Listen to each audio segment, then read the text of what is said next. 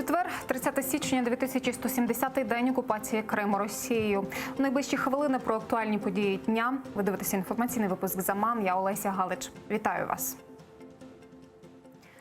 Кімнатна собачка Путіна, а не сторожовий пес демократії. Так парламентську асамблею Ради Європи під час свого виступу назвав член української делегації в ПАРЄ нардеп від «Європейської солідарності» Олексій Гончаренко.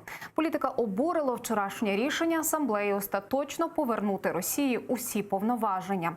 За проголосували 96 парламентарів, у тому числі представниця української делегації Юлія Льовочкіна. Голосів проти було вдвічі менше. Право голосу у ПАРЄ російську делегацію позбавили майже одразу після анексії українського Криму у квітні 2014-го. Повернути Росії повноваження ПАРЄ вирішила торік. Тоді на знак протесту Україна тимчасово припинила участь в асамблеї. ПАРЄ називає себе сторожовим псом демократії, прав людини і правової держави. Але кому потрібен сторожовий пес, який не вкусить за необхідності, а може лише облизувати? Це вже не сторожовий пес, а кімнатна собачка. До речі, Путін дуже любить кімнатних собачок. Історія вже багато разів показувала нам приклади того, що умиротворення агресорів не працює. А Канада та Сполучені Штати Америки розширили санкції проти Росії. Все це через незаконні місцеві вибори, які відбулися восени в анексованому Криму.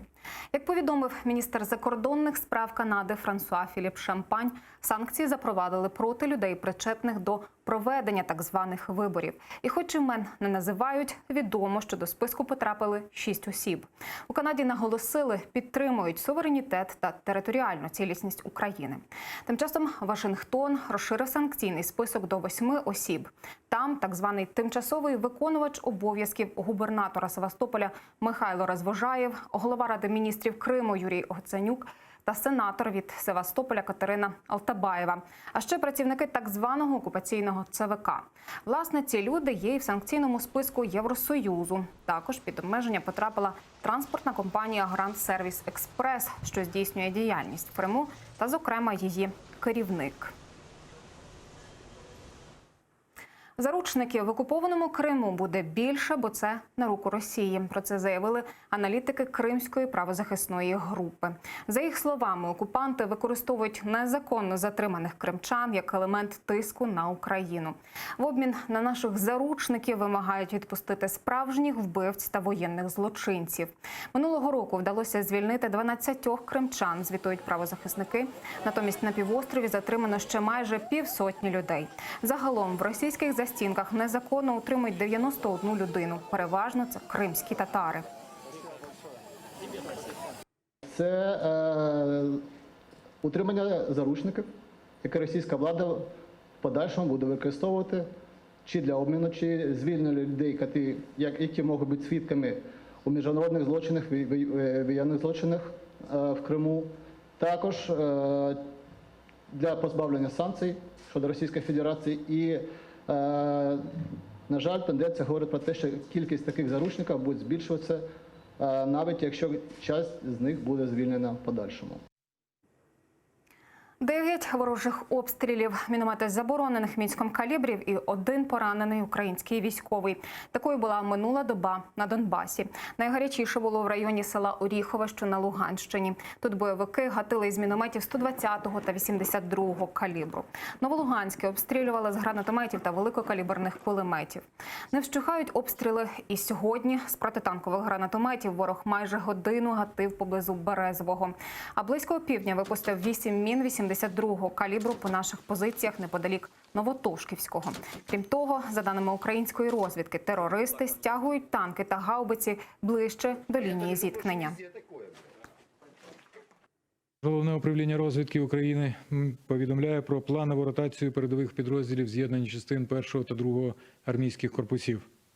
У ході ротації противник здійснює посилення мотострілецьких підрозділів танками та артилерією. Зокрема, окупанти з порушенням домовленостей про встановлення зон відведення важкого озброєння приховано зосереджують танки, самохідні артилерійські установки і ракетні системи залпового вогню поблизу лінії зіткнення. Ще на крок ближче до нового обміну. Напередодні у Мінську Україна передала тристоронній контактній групі список усіх, кого хоче повернути з полону бойовиків на Донбасі та із російських застінків. Таке повідомив помічник президента Андрій Єрмак. Понад те, українські перемовники посилено працюють над формуванням іншого списку бранців Кремля. У ньому перелік незаконно ув'язнених на окупованому півострові кримських татар. Нині таких, за даними правозахисників, майже 100 осіб.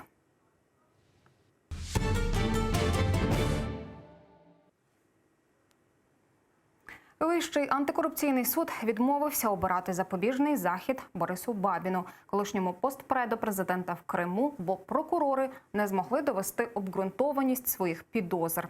Про таке у себе на Фейсбук повідомила суддя-спікер ВАКС Віра Михайленко. Сторона обвинувачення спочатку клопотала про тримання під вартою, однак вже під час розгляду справи прокурор просив застосувати до підозрюваного інший нічний домашній арешт.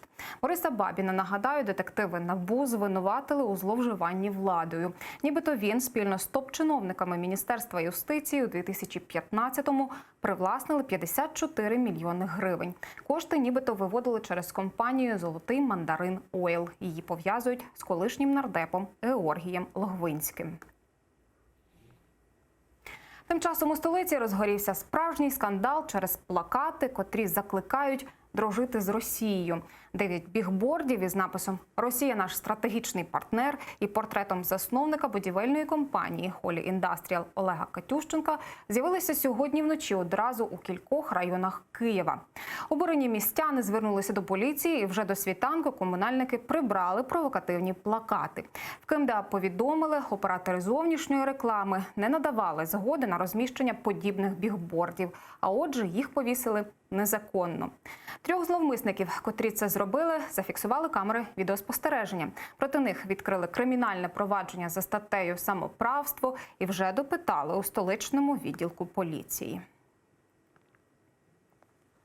Керівництво Всеукраїнської просвітницької організації «Просвіта» з'ясує, хто і чому дозволив випуск книги, в якій стверджується, кримські татари – це вороги української державності, не менші від поляків і москалів. Голова просвіти Павло Мовчан пообіцяв керівництву Меджлісу в усьому розібратись. Книга під назвою «Україна і Крим в історичних взаєминах» була перевидана у 2015 році в рамках державної програми «Українська книга за державний кошт» та спрямована до бібліотек українських військових частин. Подробиці далі. Україна і Крим в історичних взаєминах. Лише 60 сторінок начебто історичного тексту. На обкладинці кримсько-татарський прапор і золота тамга. А з перших рядків «Пізнай свого ворога». Натяк на кримських татар не приховується. Формирует образ врага в лице коренного народа Украины. Враг внутри страны находится. Люди, которые выделяли на это деньги, которые давали экспертную оценку, что это можно публиковать, эти люди должны быть наказаны. У книжці і маніпуляції, і недостовірні історичні факти. Так, депортація 44-го у автора чомусь до Сибіру. А ще, твердить, 20 тисяч кримських татар після депортації залишились в Криму. А ось, певен, Кримська Орда – найбільше нещастя українців. Далі кримський народ – ворог, не менший від поляків і москалів.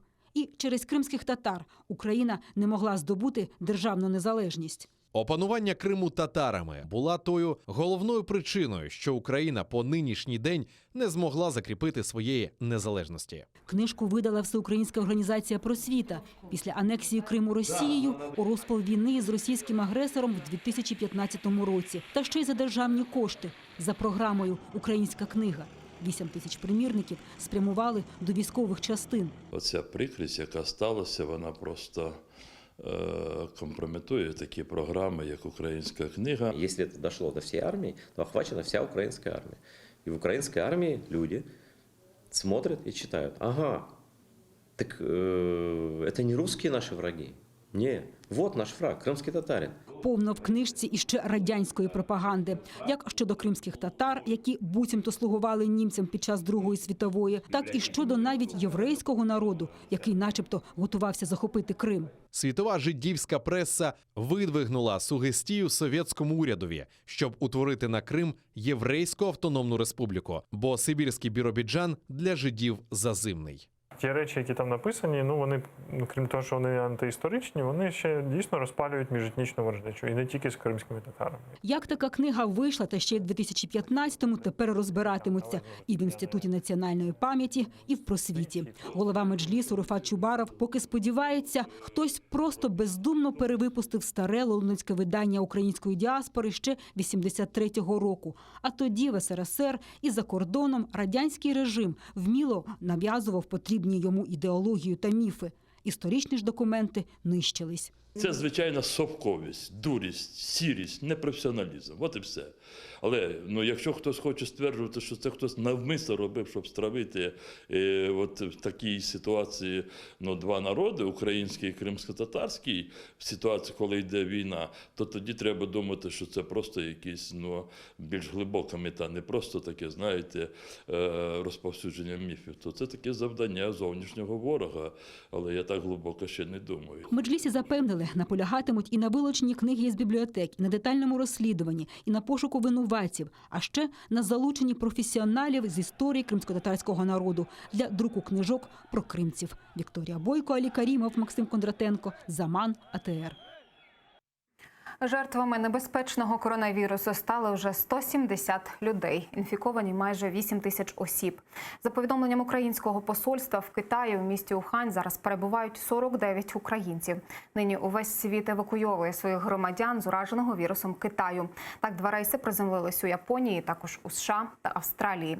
Після повернення на батьківщину вони всі на карантині. Також сьогодні в аеропорту Бориспіль сів літак, який повернув 158 українців з міста Сан'я. У них перевірили температуру та відпустили. Про ці та інші події далі в огляді. Новий коронавірус у Китаї добрався до Тібету. Відтак, на небезпечну інфекційну хворобу вже захворіли мешканці усіх регіонів КНР. Лише за останню добу від цього вірусу в Китаї загинуло 38 осіб. Інфекція також поширилася щонайменше в 16 інших країнах. Перший випадок коронавірусу підтвердили в Індії та на Філіппінах. Все більше країн радить своїм громадянам уникати поїздок до Китаю і планують евакуацію своїх людей звідти. Тим часом в Італії затримали круїзний лайнер, на борту якого 6 тисяч пасажирів через підозру на коронавірус у 2 людей. А китайські вчені обіцяють розробити вакцину проти коронавірусу вже за 3 місяці. Російська авіація розбомбила лікарню і пекарню у провінції Ідліб на півночі Сирії. Загинуло щонайменше 10 мирних мешканців. Ще близько 40 людей постраждали. Пошукова операція триває, відтак непокоїться правозахисники. Кількість жертв може зрости. Російська сторона тим часом свою причетність до цього інциденту спростовує. Новину про авіаудари там назвали інформаційною провокацією. Пасажирка незаконного рейсу із окупованого Сімферополя до Москви погрожувала влаштувати на Облавку теракт. Лайнер екстрено приземлився у Домодєдово. Пілоти повідомили на землю, що одна з жінок погрожує себе підірвати і нібито має в сумці вибуховий пристрій. У салоні на той час було 195 людей. Літак приземлився на окремій стоянці. Рейс зустріли силовики. Людей з літака евакуювали. З посиланням на джерела російські ЗМІ розповіли, пасажирка, яка погрожувала терактом, була п'яною. Її затримали. Вероніка Іващенко, Заман, АТР. І це все, чим встигаю поділитись. Більше новин кримсько-татарської менш ніж за годину розповість Шевкет Наматулаєв. Я ж бажаю вам гарного вечора і дякую, що обираєте АТР.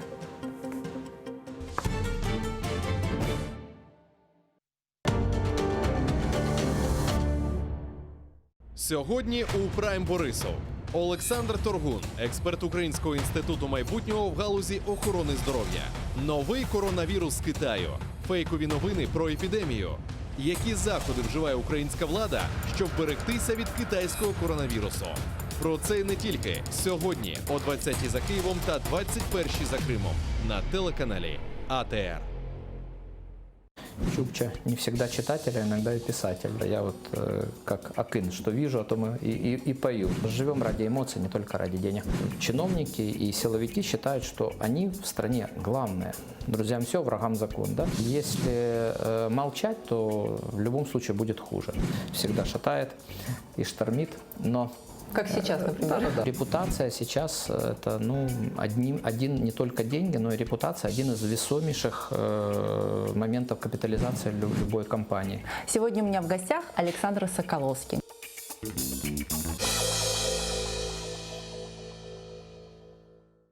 75 лет назад Крым оказался в эпицентре события мирового значения. С 4 по 11 февраля 1945 года проходила конференция глав держав союзников антигитлеровской коалиции во Второй мировой войне. Председателя правительства СССР Иосифа Сталина, президента США Франклина Делано Рузвельта и премьер-министра Великобритании Уинстона Черчилля. Именно тогда в Крыму на долгие десятилетия решались судьбы всего человечества.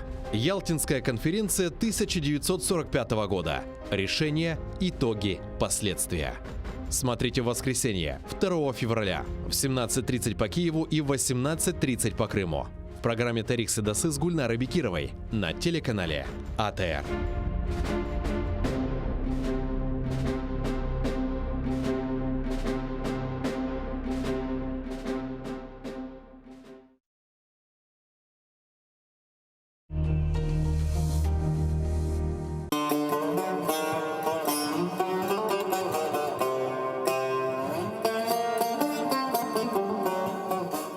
Энфес. Кырым татар кавесы.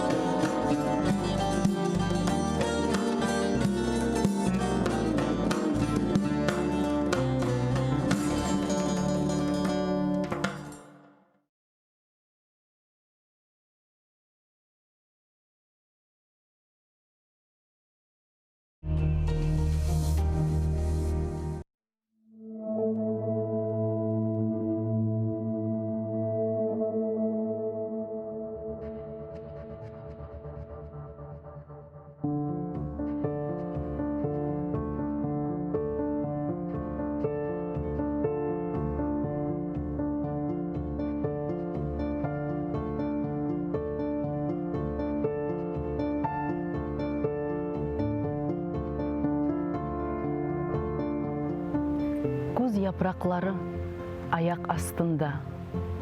Bu altın renkler sana yaraşa. Көзінің көзлері yağmurnen ağlay. Кірпіклеріңден тузланып тамлай.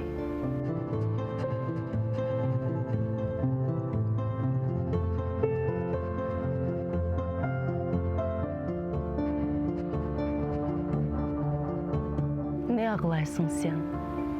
Аят ашыққа, көзде біраздан айланыр қышқа, әр бір шей бітер.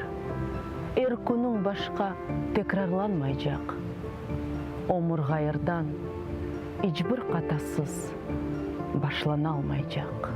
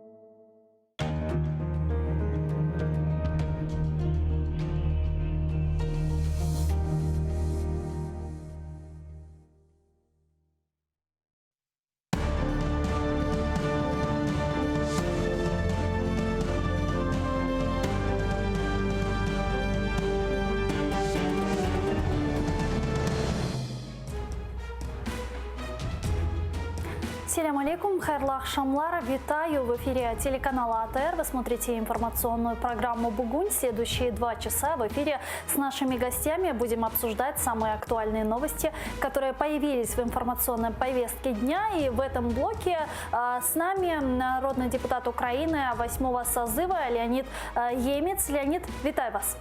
Доброго дня, але поправлю трошки 7-го і 8-го скликання. 7-го скликання та 8-го. Да.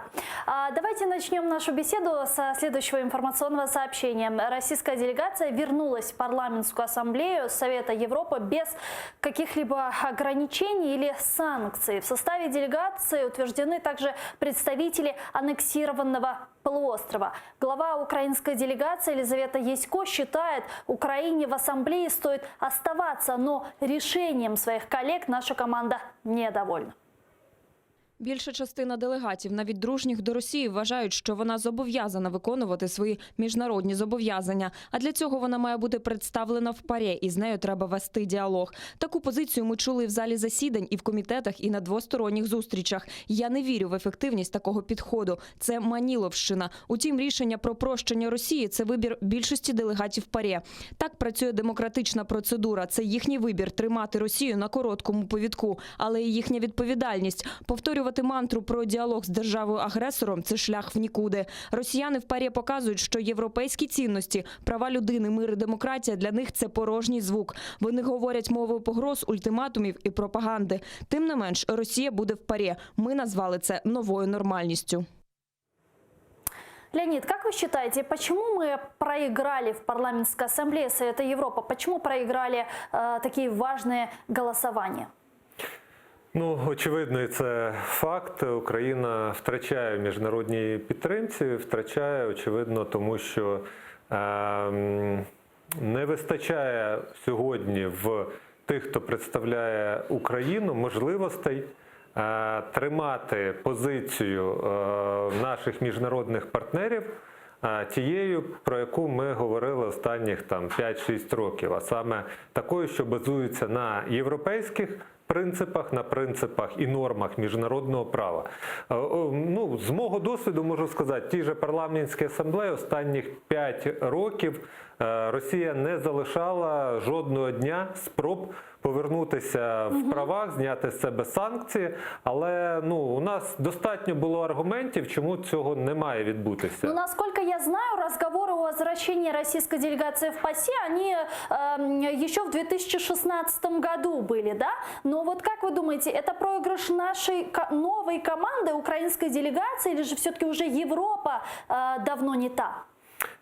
Ну, щоб було зрозуміло, дипломатія не працює в окремих особистостях. От делегація, і що минула, що та, яка є зараз, вона недостатньо сильна, коли працює сама. Тобто, можуть бути окремі якісь там перемоги, тактичні, не стратегічні. Наприклад, ми півроку тому збили кандидата від Росії на посаду віце-прем'єра Слуцького. Збили, тому що домоглися анонімного голосування і переконали просто колег-депутатів від 48 країн, що це було непотребство призначати людину з таким бекграундом на посаду вице-премьера. У Толстого ведь тоже не очень хороший бэкграунд. Человек, который выступал с антисемитскими заявлениями. Вот такой пропагандист, которого мы знаем, но его же в этом году избрали вице-президентом. Чего не хватило в этот раз? Недостаточно было аргументов или же украинская команда была недостаточно подготовлена? Вот основываясь на ваш опыт, вы вели перед сессией какие-то переговоры, возможно, с парламентариями, с представителями ПАСЕ. Что в этот раз пошло не так? Ну, щоб було зрозуміло, всі ці 5 років ми не перед сесією вели діалог, ми знаходились в постійному діалозі, навіть коли були в різних країнах. У нас було декілька чатів, і Балтик групи, і інших наших партнерів, це близько 20 різних країн по делегації в кожній, це помножте на 10, 12, 16 осіб з кожної країни, і ми постійно були в діалозі. Тому інформація, вона потребує постійного оновлення і донесення, тому що в цих країнах відбуваються вибори, вони, депутати ці змінюються, і новим депутатам треба донести інформацію, яку мали їх попередники. І тому ця робота має бути, кожнодневна. А тут ситуація така, що з Слуцьким ми пропрацювали, і депутати мали ту інформацію. А очевидно, з Толстим вони просто цієї інформації не мали, тому що, нагадаю, Україна відмовилася посилати свою делегацію на сесію минулу Парламентської асамблеї Ради Європи. Ми втратили всі свої позиції в Венеційській комісії, в керівних органах ПАРЕ, в керівних органах групах, в комітетах ПАРЕ. І ми втратили можливість, як Україна, донести до делегатів інших країн інформацію в той час, як Росія, яка вже була на той момент в складі ПАРЕ, вона якраз свою фейкову інформацію розповсюджувала, не зустрічаючи жодного супротиву, оскільки просто не було. Інформації, докази є, а тих, хто міг би цю інформацію донести до делегатів інших країн, просто не було в Раді Європи на той момент. Очевидно, результат такий, що навіть в закритому голосуванні, в таємному, де ніхто у депутатів над головою з керівників їхніх делегацій або з їхніх міністерств не стояв, а вони голосували анонімно, але все рівно вони більшістю вирішили, що антисеміт Толстов з абсолютно, антиморальною поведінкою в депутата всередині Російської Федерації і зовні, але став віце-прем'єром найстарішої європейської інституції. Но вот также в ПАСЕ поддержали дополнительный санкционный механизм, при котором гораздо больше усложняется процедура наказания стран, что нарушает устав организации. Почему? Слушаем члена украинской делегации Алексея Гончаренко. ПАРЕ підтримала додатковий санкційний механізм, але виписаний він так, що реалізувати його неможливо. Те, що зараз відбувається в організації, це абсолютно хибний шлях. Чому?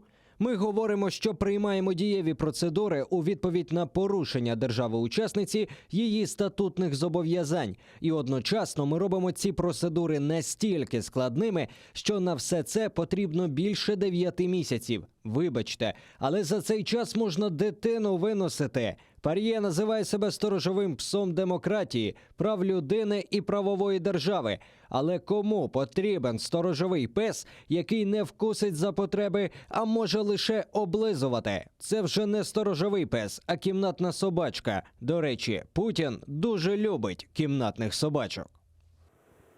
По сути, вот эта новая санкционная процедура практически делает невозможным наложение санкций на страну-агрессора, в данном случае Российскую Федерацию, если с нашей стороны смотреть, да, а что нам делать? Вот мы вот эту процедуру проголосовали за полномочия Российской Федерации и так далее. Какая наша должна быть в дальнейшем работа в парламентской ассамблее Совета Европы? Вообще, мы должны там оставаться, ехать и слушать то вранье, которое будет нести Российская Федерация на дальнейших сесіях?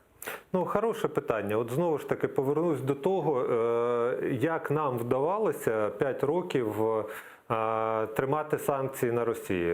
В той час, коли керівництво Ради Європи, генеральний секретар Ради Європи, президент ПАРЕ робили все для того, щоб з Росії ці санкції зняти. Буквально останніх 3-4 роки ми вимушені були міняти президента ПАРЕ, вступати в конфлікт з Генсеком, ругатись на рівні міністерств. Але що нам давало можливість не допустити Росію? Спілкування з звичайними депутатами 48 країн. От коли до них приходиш, спілкуєшся з ними, даєш їм докази листами e-mail або на персональних зустрічах, на комітетах або на сесії, вони, як люди нормальні, з мораллю, з принципами, з повагою до міжнародного права, вони не могли закривати очі на ці докази і російської агресії, порушення прав людини тощо. А як Росії вдалося все-таки санкції з себе зняти? Вони зайшли не через ПАРЕ. вони зайшли через інший орган Ради Європи – Комітет міністрів. І Комітет міністрів, де депутатів нашої делегації вже не було, там був представлені лише 48 міністрів країн-учасників, прийняло рішення рекомендувати парламентській асамблеї переглянути питання санкцій. А коли за їхнім статутом Комітет міністрів рекомендує парламентській асамблеї щось зробити, парламентська асамблея має це питання розглянути і зробити. Так от, що вони зробили? Вони прибрали можливість парламентській асамблеї, тобто депутатам, самостійно накладати санкції. Тепер санкції накладаються спільним рішенням ПАРЕ, Комітету міністрів, Генерального секретаря. Да. Тобто, перефразовуючи те, що сказав Гончаренко і ви, це не те, що ускладнює процедуру, це робить неможливою. З точки зору застосування санкцій до Росії, я вам абсолютно відповідально зараз заявляю, жодних санкцій на Росію накладено відтепер не буде. Парламентська асамблея відмовилась від тих принципів поваги людської гідності, прав людини, прав держав, принципів, за яких маленька країна має такі ж самі права, що велика країна з ядерною зброєю, з сировиною і з армією. Парламентська асамблея відмовилась від принципу верховенства права, і по великому рахунку питання, чи потрібно нам взагалі в ній на сьогодні залишатись, в цій організації, ну, питання, м'яко кажучи, таке, що є серйозним. Нам потрібно реально прийняти для себе рішення, чи готові ми легітимізувати ті рішення, які Росія і, очевидно, її група підтримки, яка має більшість в парламентській асамблеї, будуть тепер проводити за участю України і української делегації. И вот еще один вопрос, очень коротко хотелось бы, чтобы вы ответили. Судя по мотивации европейцев, они считают, что с россиянами еще можно договориться. Как вы думаете, что еще должна сделать Российская Федерация, чтобы Европа поняла, Рубикон амбиций России далеко не Украина? Ну, я вам скажу, згадайте ситуацію Другої світової війни, агресію Гітлера, і як важко тоді Антанта і Європа взагалі чухалися на тему визнання, що Німеччина здійснює агресію. Німеччина захопила Австрію, Чехословакію, потім прийшла, стала під Францію, рік там стояли, а в цей час велися дискусії на тему треба тримати діалог, треба продовжувати дискусію, ми ж цивілізовані люди і цивілізовані країни, поки Гітлер не накопив достатньої кількості і армії, і сил, і внутрішньої наснаги, і пішов і захопив буквально в 2 дні спочатку Францію, потім рушив далі. Ну, історія, на жаль, вчить нас тому, що іноді треба дивитися на реальність тверезо, а не робити вигляд, що немає агресії, що можна закрити очі на те, що на твого сусіда напали, і сподіватися, що до тебе ця агресія ніколи не дійде. Частину європейських країн, насправді, ця стратегія абсолютно влаштовує. Згадайте Швейцарію. Вона пересиділа всю світову війну, роздавала в устриці, продавала есесовцям, і для них війни не було сторіччями. Тому давайте розуміти, що наше з вами в тому числі завдання і тих депутатів, і дипломатів, які є, не допустити повторення Другої світової на теренах Європи. Ми сьогодні є предметом агресії, і ми маємо переконати інших, що це наше спільне завдання зупиняти російську агресію. Пока одни санкции снимают, другие все-таки вводят. В США ввели санкции против 7 крымских оккупационных чиновников, которые выполняли функции так называемой оккупационной власти. Давайте послушаем цитату и продолжим. Односторонні санкції вводяться за триваючу агресію по відношенню до України і спроби окупації Криму. Сьогоднішні дії демонструють незмінну рішучість змусити Росію нести відповідальність за дестабілізуючі дії в Україні. Дії відомства, вжиті в тісній координації з нашими міжнародними союзниками і партнерами, підтверджують нашу незмінну підтримку відновлення вільних і справедливих демократичних політичних процесів в Криму. Также Канада ввела санкции против 6 человек за организацию незаконных выборов в оккупированном Крыму. Далее цитата.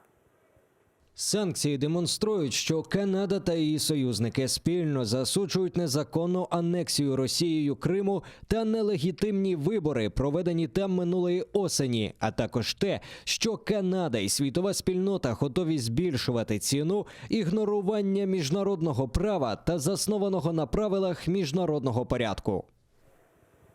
Журналист Игорь Яковенко из Российской Федерации с нами сейчас на прямой связи. Игорь, здравствуйте.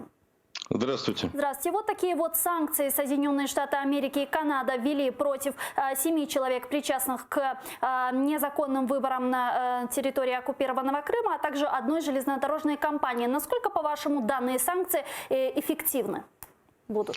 Ну, они, во-первых, морально обозначают некоторый предел, некоторый крымский тупик для людей, которые собираются сотрудничать с администрацией Крыма и поддерживать оккупацию Крыма. Это, безусловно, такой психологический барьер, который отделяет этих людей от цивилизованного мира.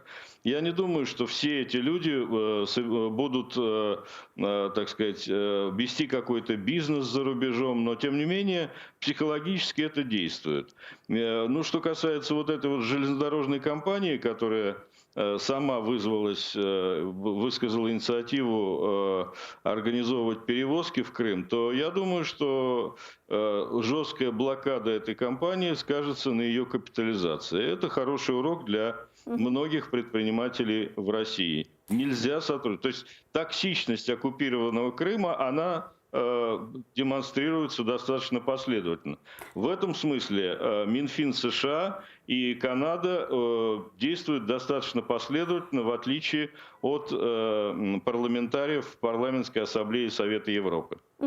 На протяжении 6 лет мы видим различные санкции, которые вводятся и со стороны США, и со стороны Европейского Союза по отношению к Российской Федерации. Вот последствия этих санкций вы лично на себе ощущаете? Если да, то какие? Ну, понимаете, в целом вообще снижение жизненного уровня россиян, оно ощущается.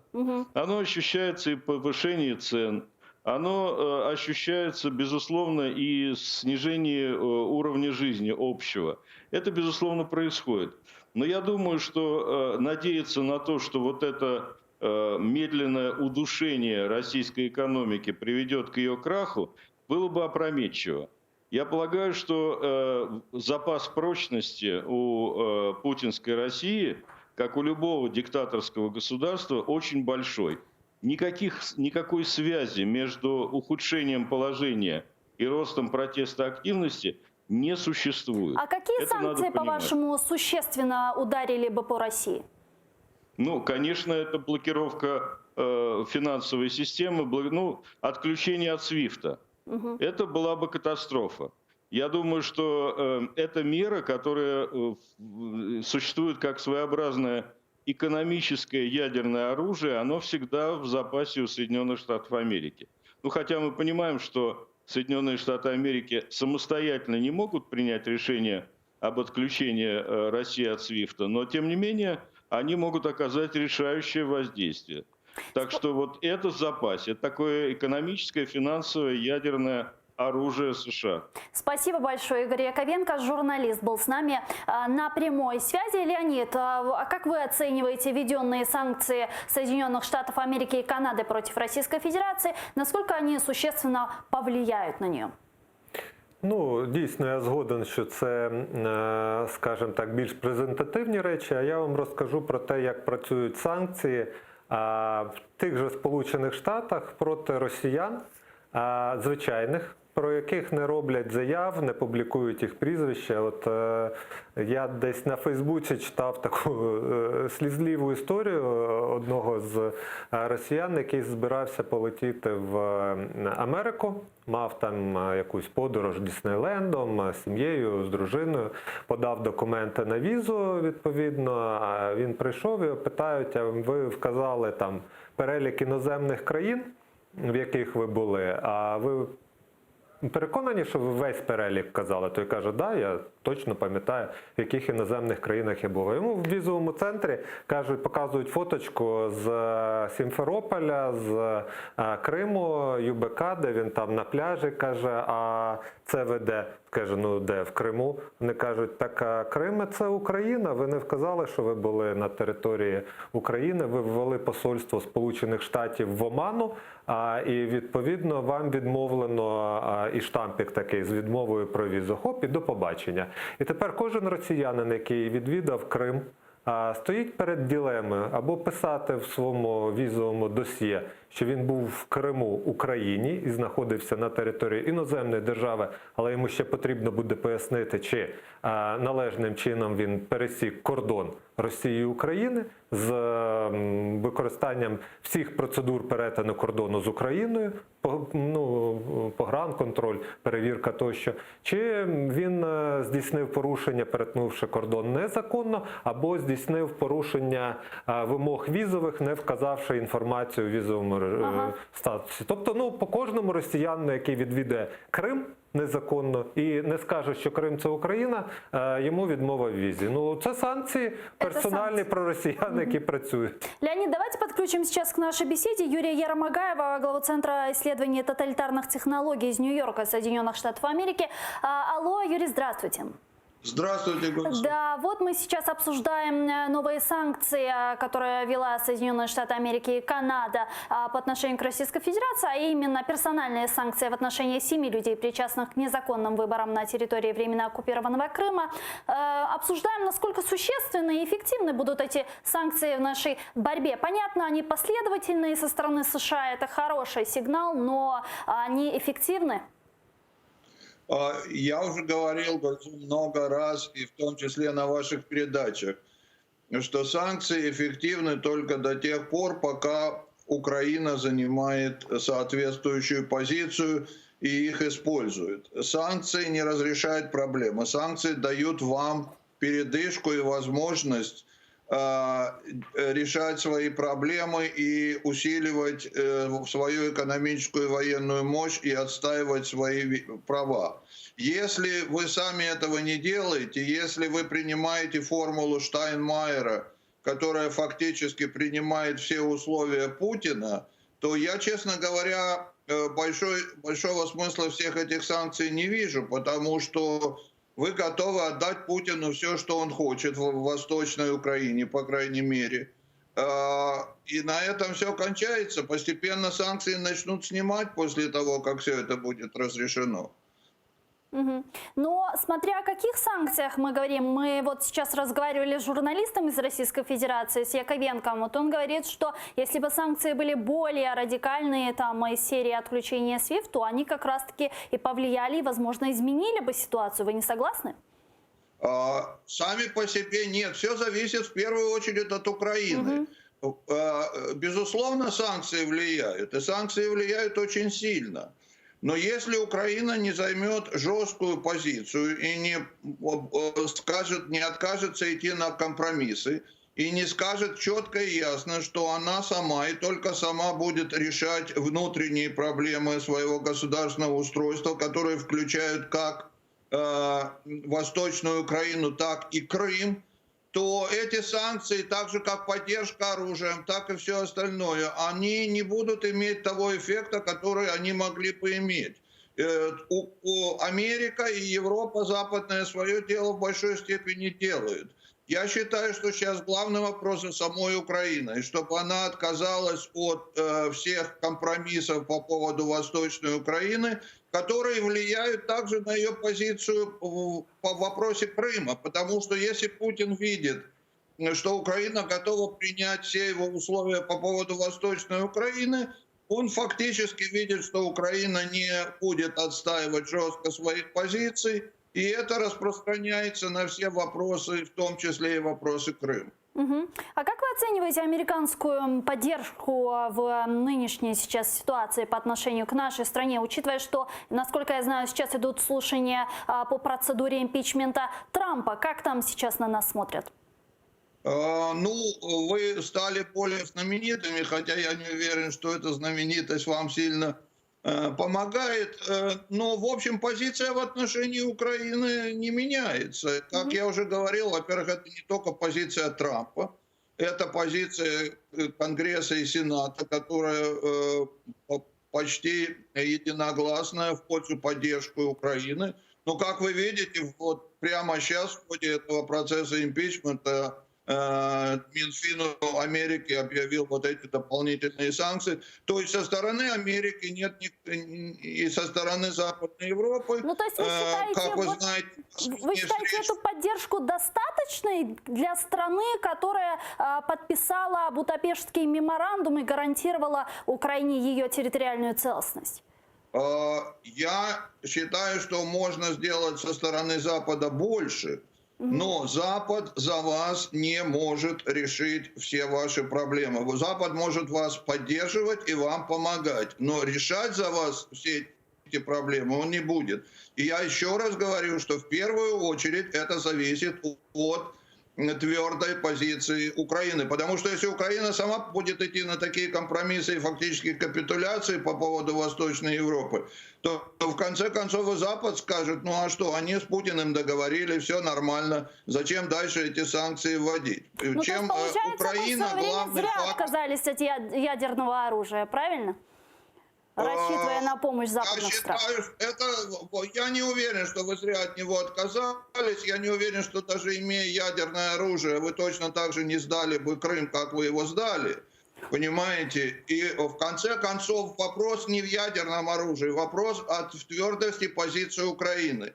Если, когда Путин вел зеленых человечков в тот же Крым, если бы Украина более твердо и жестко обратилась к Америке и Англии с требованием ей помочь, то шанс был бы гораздо больше, что американцы и англичане ввели бы туда свои войска. Более того, Путин бы оттуда бы сразу ушел.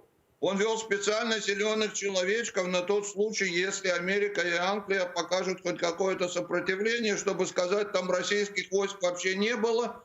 И даже если часть этих зеленых человечков постреляют, как это было в Сирии с русскими, Путин бы сказал, да нет, нас там не было, ничего подобного, и просто оттуда бы ушел. А как тогда должна была действовать Украина? Вот что мы должны были тогда в тот момент делать? Как-то на законодательном уровне должны были что-то принимать или что? В тот момент вы должны были, во-первых, оказать сопротивление какое-то на месте, а не сразу поднять руки, и не сразу сказать, мы не можем сопротивляться. У вас были там какие-то войска. Во-вторых, и главное, обратиться публично и громко, так, чтобы это услышал весь мир, к Америке и Англии, сказать, мы отказались от ядерного оружия, мы подписали Будапештское соглашение, какие-то неизвестные люди вторглись на нашу территорию, вы обещали нам помочь защищать цельность нашей страны, пожалуйста, немедленно помогите. Этого сделал. Обама не хотел этого. Я, безусловно, не хотел. Но если бы Украина очень громко и жестко в этот момент этого бы потребовала, Обаме было бы гораздо труднее ничего не сделать по этому поводу. Но сама Украина, опять же, этого тоже не сделала в тот момент. Спасибо большое. Юрий Ярмагаев, глава Центра исследования тоталитарных технологий из Нью-Йорка, Соединенных Штатов Америки, был с нами на прямой связи. Благодарим. Леонид, вот прокомментируйте, пожалуйста, вот ваше видение вот с того, что сказал Юрий Ярмагаев. Действительно ли ошибка была в большей степени в нас, и сейчас мы должны более твердо стоять на своих позициях? Є такий анекдот. Миші прибігають до мудрої сови, кажуть, сова, нас всі постійно лякають, намагаються з'їсти. Скажи, що нам зробити, як стати сильними? Та каже, ну перетворіться на їжаків, в них голки, їх ніхто їсти не буде. Кажуть, сова, ти така мудра, спасибо тобі. Все, біжуть такі, все, зараз станемо їжаками, нас ніхто трогати не буде. Потім один каже, секундочку, а як ми станемо їжаками? Опа, вертаємося назад до сови, кажуть, сова, а як нам їжаками стати? Та каже, ви знаєте, я стратег. Я не тактик. От дуже добре робити таку відсторонену аналітику, хоча реальність трошки інша. Були накази на збройний опір, і виконуючи обов'язки президента Турчинов повідомляв, що він віддавав навіть письмовий наказ з цього приводу, але ці накази не були виконані, тому що десятиліттями російська ФСБ, спецслужби займалися тим, щоб у них в Криму були лише люди, з якими вони мають безпосередні контакти, які в випадку цієї ситуації, яка очевидно готувалася Росією не перший рік, вони не будуть чинити супротив. Щодо звернення до міжнародної спільноти з приводу Будапештського меморандуму, вони були.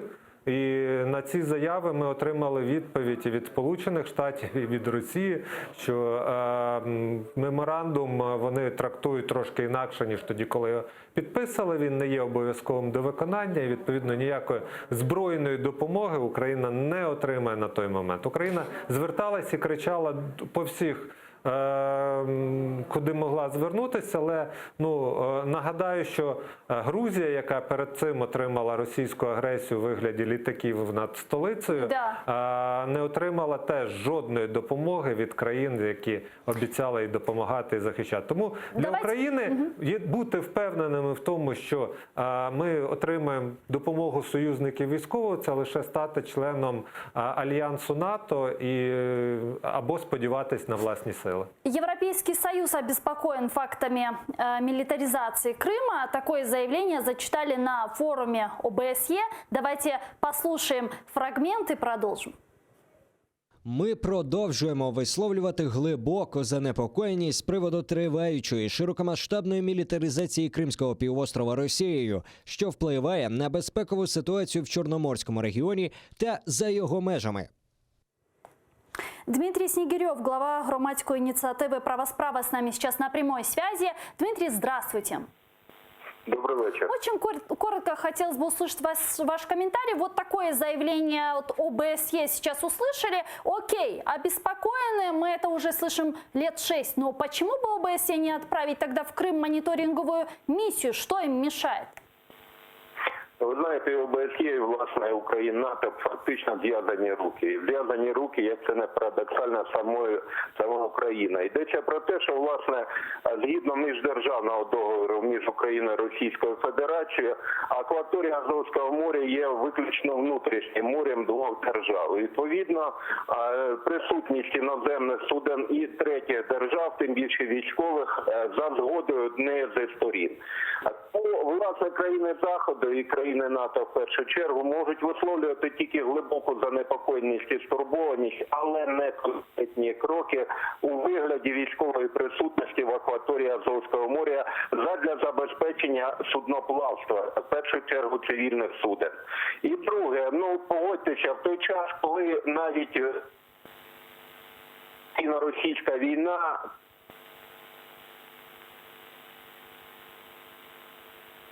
Дмитрий? Алло? Сорвался, к сожалению. Дмитрий Снегирев был с нами на прямой связи по телефону, глава громадской инициативы «Право-справа». Леонид, вот действительно, мы говорим о ОБСЕ, мы говорим ПАСЕ, мы говорим ООН и так далее. Но вам не кажется, что уже пришло время понять и принять, что спасение утопающих – дело рук самих утопающих? И если говорить о милитаризации Черного, Азовского моря, у нас действительно есть договоренность об использовании Азовского моря Украины и России. Почему бы нам не денонсировать этот договор и не сделать море международным? Что нам мешает? Очевидно, небажання цього робити тими, хто можуть прийняти це рішення. На сьогодні це у нас монобільшість, яка може це питання вирішити в будь-який момент. Но этот вопрос и раньше могли решить. Раніше ми піднімали це питання, постійно знаходився хтось із коаліції, який починав розповідати, тикати пальцем сусіда і казати, я та за, але от сусіди ні, а тому не будемо виносити це питання на обговорення, бо некрасиво буде виглядати, якщо ми таке важливе питання провалимо потім на голосуванні, тому поки не будемо мати абсолютну впевненість, що у нас є необхідні голоси, ми його ставити не будемо. А коли ми наполягали, що голоси з'являться тоді, коли питання винесемо на голосування і буде чітко зрозуміло, хто за Україну, а хто проти, то цю нашу аргументацію Вы не думаете, чули. даже не набрались бы даже голоса после военной агрессии России против наших моряков? Я абсолютно переконаний, що голоси б знайшлися. Навряд чи депутати б ризикнули розписатися в своїй прихильності стратегії такої проросійської, але ті наші партнери по коаліції, назвемо їх так, вважали, що цей аргумент для них є пріоритетним. І розказували нам казочку, що голосів не знайдеться, тому ми це питання не виносимо і не ставимо. Власне, це вже справа минула, а сьогоднішній монобільшості ніхто не заважає, тому що в них просто немає в кого тикати пальцями, вони здатні самостійно приймати будь-яке рішення, тому сподіваюсь, вони здатні це рішення прийняти, але поки що не прийняли. Леонид Ємець, народный депутат Украины 7-8 созыва, был гостем нашей студии в этом блоке. Эфир телеканала АТР через 5 минут продолжает новости. Смотрите, не переключайтесь. Кошкинч.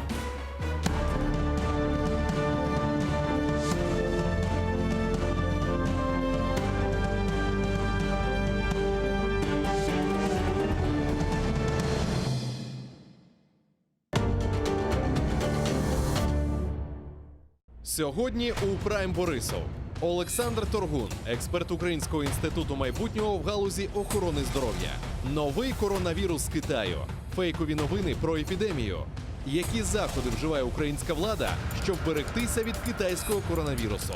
Про це й не тільки сьогодні о 20-й за Києвом та 21-й за Кримом на телеканалі АТР.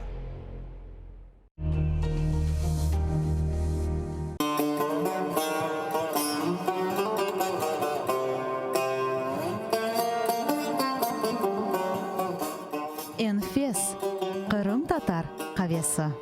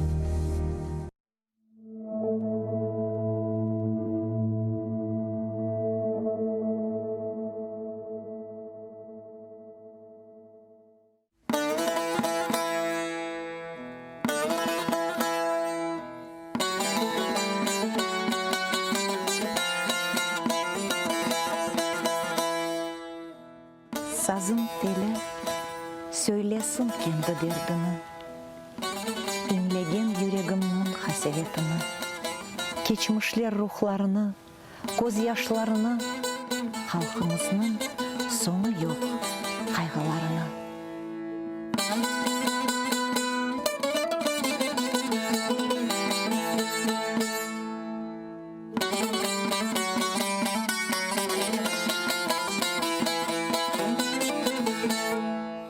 Сазым теле сөйлесін кенді дердіні, хансарай этрafını, чешмелеріні, бақ-бақчасын, тоғ-башақлы кен чөллеріні, дағдан ескен шифалы, салқын еліні.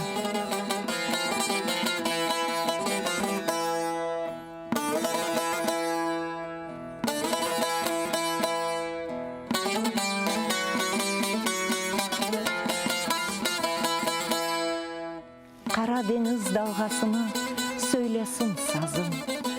Ağarmış efsanesini söylesin sazım.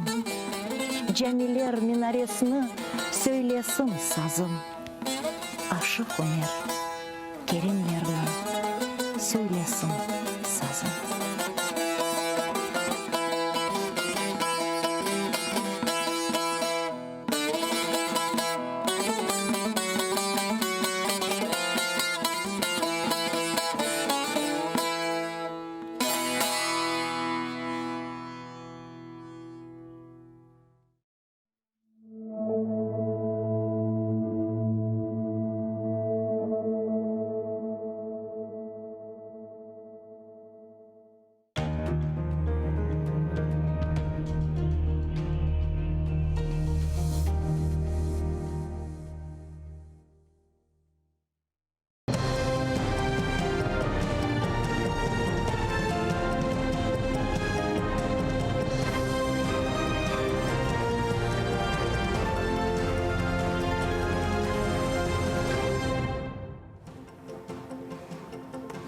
Assalamu alaikum, эфирде нәтиже программасы. Бүгін январьдан 30 студияда сіздер үшін мен Шевкет Аматуллаев чалышам. Ичбір избатсыз Қарасу-Базар районында тұтылып терроризмде қабатланған уч қырым татарына апсте тұтуыны апрелінен 5-не қадар девам еттірділер. Сөз Айдер Джипаров, Ризави, Энвер Омеровларынан давасы қында кетті. Махкеме тұплашывы қапалы режимде кечірілген мабуслерінің ақырабасыны қарар сеслендірілуіне біле қоймағанлар. Имайджілерінің делелеріні махкемеджілер козогыны біле алмаған. Уч қырым татары кечкен сене июннің 10-ында Хизбут Тахрир алақасы бар деп тұтылған еді. Мабуслерге қол тұтмақ үшін махкеме өгінде онлар же ватандашымыз топлашты.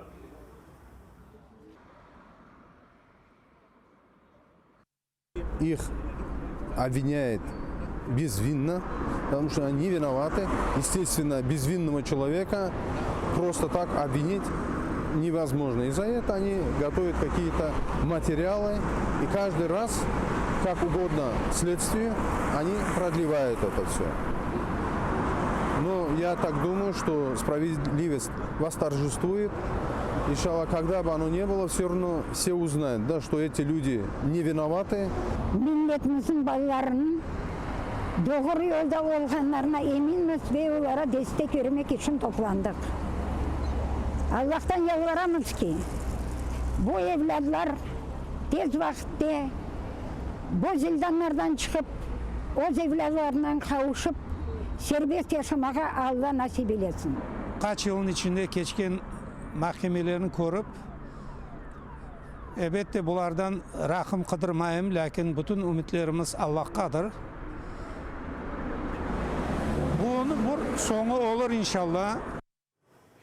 Хасталған инсанның азапларына СИЗОда тоқтатып, евапсіне кечірмеге талап етелер. Фаал ве ақ қорчалайжылар. Ақыр хасталған сияси мабуз Джемил Гафаров құртарылмасы үшін акция башлатты. Олар ләқайт олмағанлар Гафаровның вазиетіне, жемачылықның диққатына желп етмек үшін Авропа парламенті, Авропа бірлігі елбасшыларына, чешіт милли парламент векілеріне, ОБСЕ темсілжілеріне мектуплер язмаға риджа еттілер. Бұне берабер Русияның баш прокуратурасына ве инсан ақлары векелетлесіне. Мектуп шаблоны в электрон адреслері Presence Voice тешібісінің сайфесінде тапмақ мүмкін. Джемил Гафаровны işgalciler кечкен сене мартының 27-сінде күтлеви тарамалар вақтында тұтып терроризмде қабатлай. Джемилю Гафарову 58 лет. Он находится в критическом состоянии, потому что имеет ряд серьезных диагнозов, среди которых хроническая почечная недостаточность 4-й степени, инвалидность 3-й степени и ряд других заболеваний. И каждый день в СИЗО для Джемиля Гафарова — это пытки и это огромные риски не только для его здоровья, но и для его жизни. На протяжении нескольких месяцев команда адвокатов, которая работает по данному уголовному делу, и защитник Джемиля Гафарова пытаются оспорить избранную меру пресечения в виде содержания под стражей. Но без вашей помощи, без ваших писем в уполномоченные органы нам это не преодолеть. Я прошу всех присоединиться к кампании и поддержать своими письмами инициативу помощи Джемилю Гафарову. Işgal etilgen Kırımda esirler sayısı arta bile çünkü bu Rusiyaga el verişlidir. Bunu Kırım Akkurçalaycı gruppasının vekilleri aytı. Ulardan sözlerine göre işgalciler kanunsuz tutulgan insanlarını Ukraynaga baskı etmek için kullanadır. Ukrayna vatandaşları azat etilmesi için Ruslar Kerçekten de cinayetçiler azat etilmesini talep etti. Akkurçalaycılar haber etkenine göre geçen sene 20 Kırımlı azat etilgen. Lakin yıl devamında 50'den ziyade insan tutulgan. Şimdilik Rusya türmelerinde 91 Kırımlı tutulmakta. Ekseriyeti Kırım Tatarları. Це утримання заручників, яке російська влада в подальшому буде використовувати чи для обміну, чи звільнення людей, які можуть бути свідками у міжнародних злочинах, воєнних злочинах в Криму. Також для позбавлення санкцій щодо Російської Федерації. І, на жаль, тенденція говорить про те, що кількість таких заручників буде збільшуватися, навіть якщо часть з них буде звільнена в подальшому. Яңа Деңішевге да барадым. Кеченлері Минсте Украина темсілчілері ұштарафлама контакт группа векілеріне Донбастан ве Русия түрмелерінден қайтарып алмаға істеген инсанлар жедвеліні берген. Бұны президенттің ярдымчысы Андрей Ермак хабар етті. Украина темсілчілері дегер Кремль мабуслері жедвелі üzerinde де фаал шекілде чалыша екен. Бұл жедвелге işgal етілген Қырым ве Русия түрмелерінде тұтылған Қырым татарлар көрсетіле екен.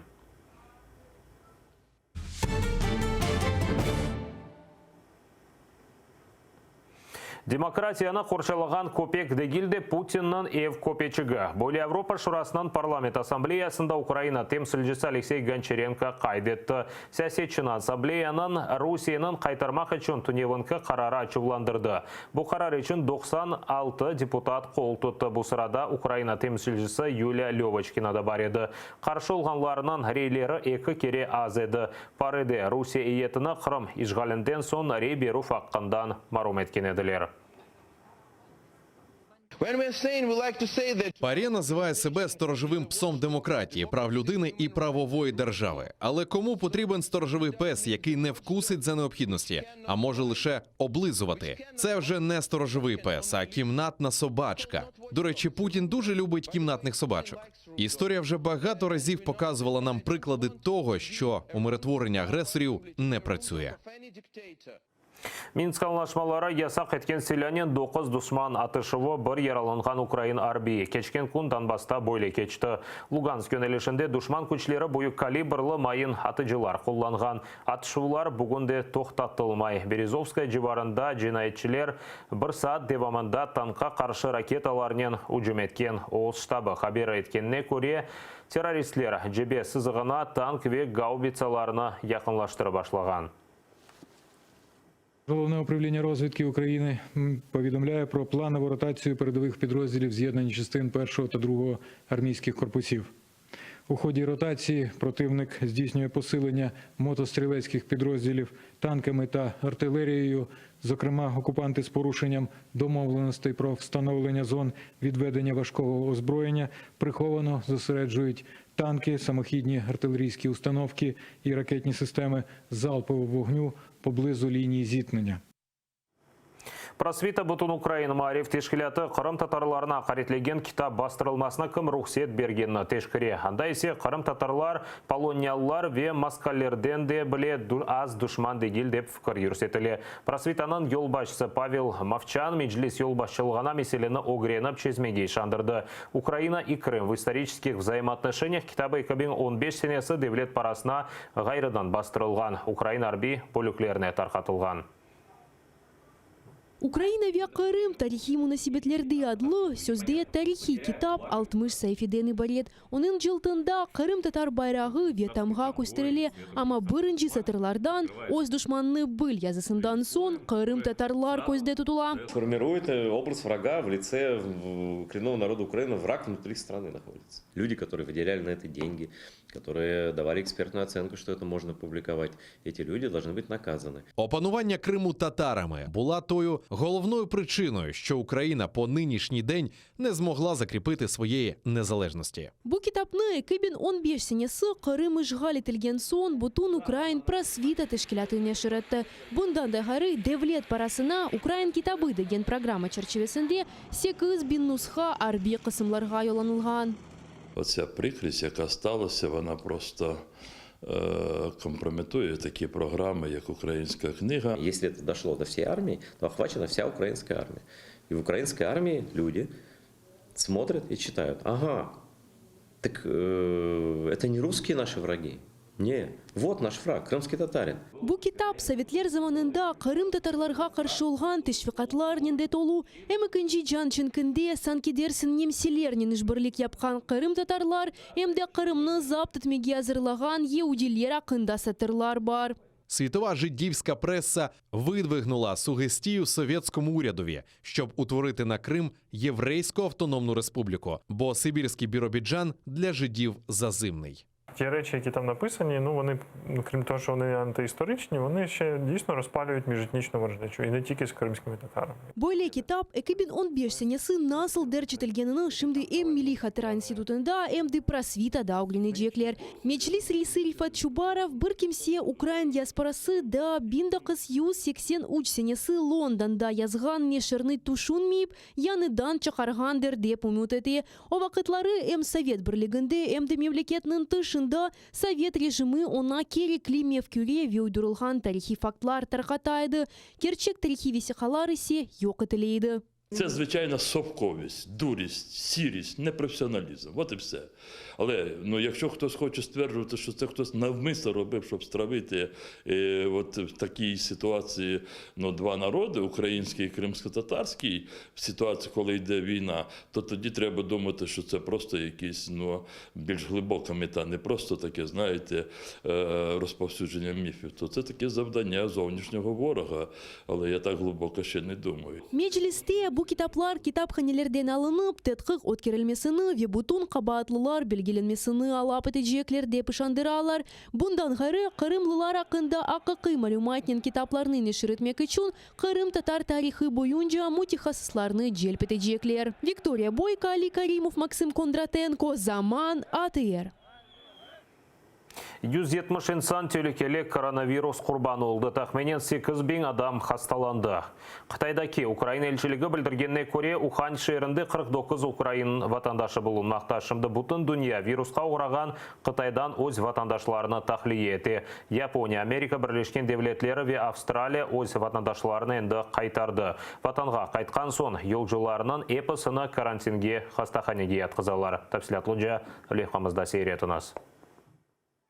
Çin'den tarqalып başlagan koronavirus Tibet'e yetti. Böylelikle şu tehlikeli hastalık Çin'nin endi bütün regionlarında insanlarga yoktu.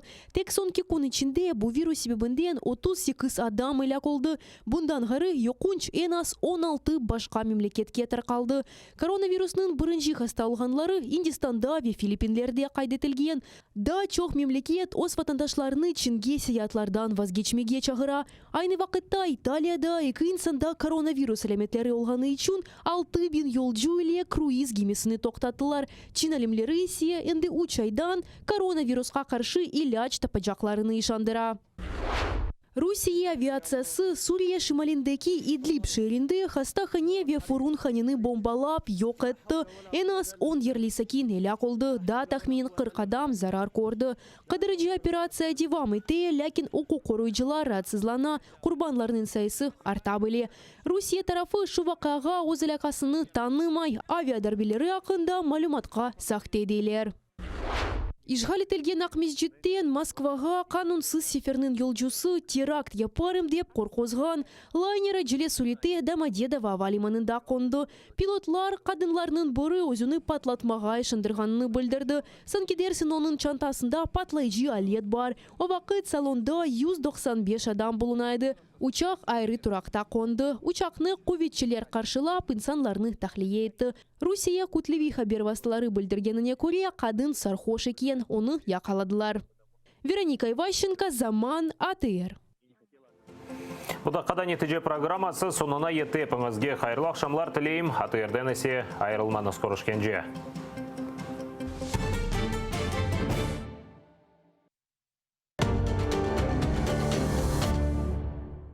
Сьогодні у Прайм Борисов Олександр Торгун, експерт Українського інституту майбутнього в галузі охорони здоров'я.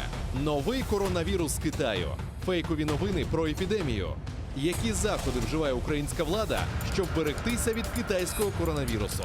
Про це і не тільки. Сьогодні о 20-й за Києвом та 21-й за Кримом на телеканалі АТР. Бүгін ратлық күнлері демек, яқын инсанларымыз не сабаны лезетлі қаве иле, бізім айле программасы иле ве Қырым бойынша кезінті иле башламақ үшін güzel бір себептір. Бүгін біздер Құры өзенге yol аламыз. 13 yaşındaydım, bana bir tuş geldi. Tuşte, bilmeyeyim, ses mi, bir şey mi pencerenin ardında bana birinci şiirimi ayttı. Ah menim Kırımım, ağırta yüreğim. Men seni xutarmasam, xutarır endi kim? Kırım kızı olsam, eline bir kılıç, duracağım kırının üstünde, yuhla yerim tınç. Men isteyim, ölen şey yazmağa, Kırım Tatar edebiyatını bütün dünya bilsin dep, ölen arzum var. Soğuk Kırım, baş yazısı Kırım, baxt içinde kaygı olgan yerim, penceresiz hapishane evim. Nefes almak mümkün değil vakit. Neden sevem seni? Neden sevem? Eğer halkımız birlik olsa, her bir şey yaxşı olur. Bizim halk vatana qaytqаны o da birlikten bağlıdır. Bizim halk bilgili olmak gerek, okumuşlu olmak gerek. İnce yüzüm yaprakları birer güneş görünüyor. Ömrümün dahaları toktay, en yanıdan kete. Sarı otlar arasına Kırmızıhan'ı yiberem. Allah'ımın dünyasında her şey bana muhteşem. Успешные реформы, преобразование страны, завоевание и установление контроля над территориями Великой Орды – все это было в правлении Сахиба Гирая I. Однако такая бурная деятельность не нравилась его недругам. Как закончилось правление великого хана с именем, которого связано начало Золотого века Крымского ханства? В 1551 году в Бахчисарай пришло известие о бунте черкесских князей. Поэтому в то время, как принц Девлет-Гирай покинул Османскую империю, крымскому хану пришлось отправиться в Кабарду. Смотрите в программе «Алтын-Девир» в цикле «История династии Гираев». В эту субботу, 1 февраля, в 16:35 по киевскому и в 17:35 по крымскому времени на телеканале АТР. Сахиб Гирай I, хан-основатель столицы. Часть 5. Чукча не всегда читатель, а иногда и писатель. Я вот как акын, что вижу, о том и пою. Живем ради эмоций, не только ради денег. Чиновники и силовики считают, что они в стране главное. Друзьям все, врагам закон. Да? Если молчать, то в любом случае будет хуже. Всегда шатает и штормит, но... Как сейчас, например. Да. Репутация сейчас это один не только деньги, но и репутация один из весомейших моментов капитализации любой компании. Сегодня у меня в гостях Александр Соколовский. —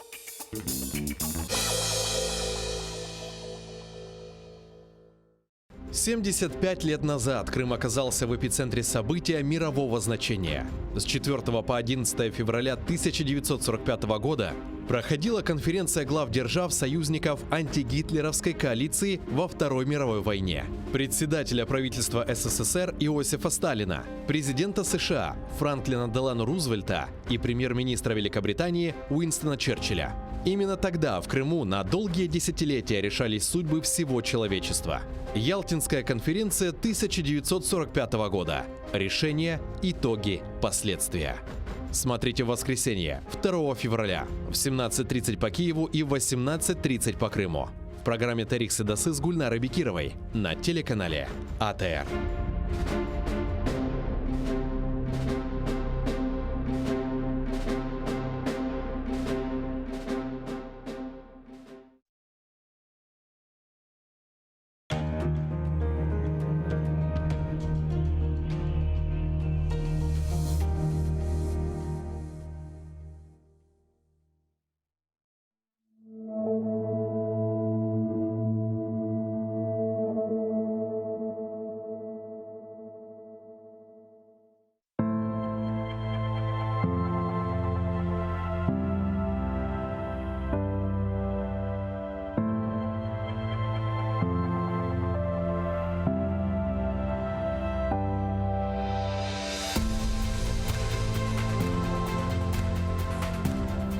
Мен қаялар көксінде, қара қышта, язда, қарлар түбінде, бұрчақ яққанда, яшын-яшынлағанда, уылдап боранлар сызғырғанда, оскен қая япрағы кебе, даянырым. Ұйқысыз, пиясыз осерім. Керек олса, атешлерде янар. Башымны егімен күмсеге. Ақсызлықтан күсерім. Барсын кімерде аяқ астында таптасынлар дұшманлар. Мен кенеде қол көтерме. Даянырым. Қая япрағы кебе, қаяға таянырым. Вақты келір. Таш қаяларыны тешерім. Эшерім. Чатырларға көтерілерім. Андан эшіттірсіз. Менің сесім.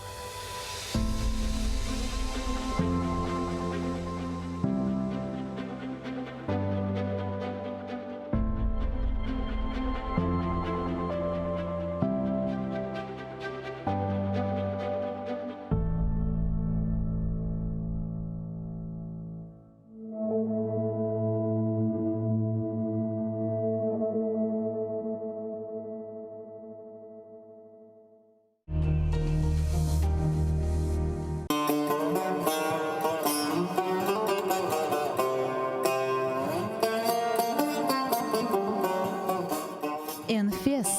Қырым татар қавесі.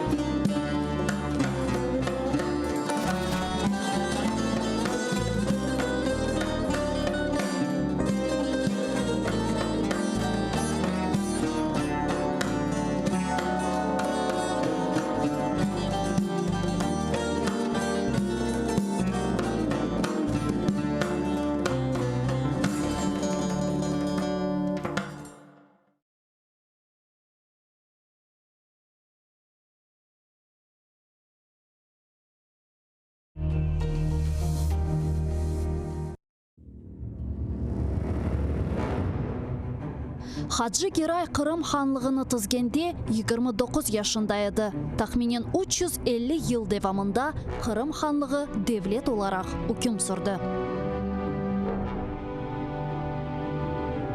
Исмаил Гаспринский Терджиман газетіні 28 yaşında нешір етіп башлады. Номан Челебиджихан Қырым татар милли құрылтайны 33 yaşında тізді.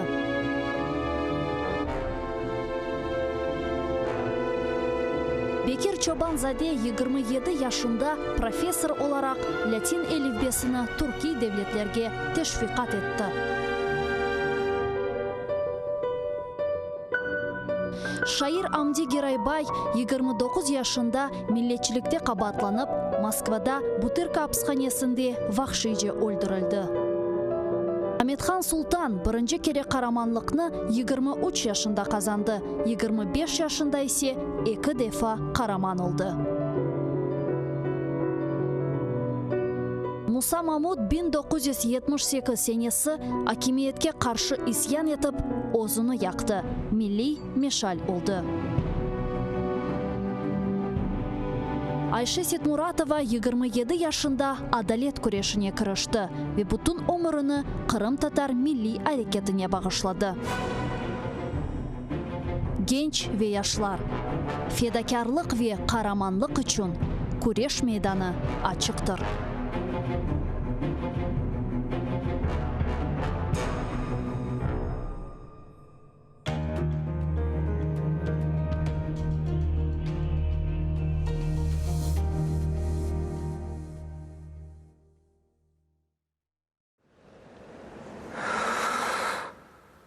Eşitesiniz mi?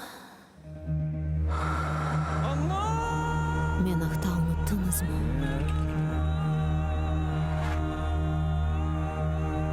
Men bundan. Bu mening toprağım. Mening Kırımım.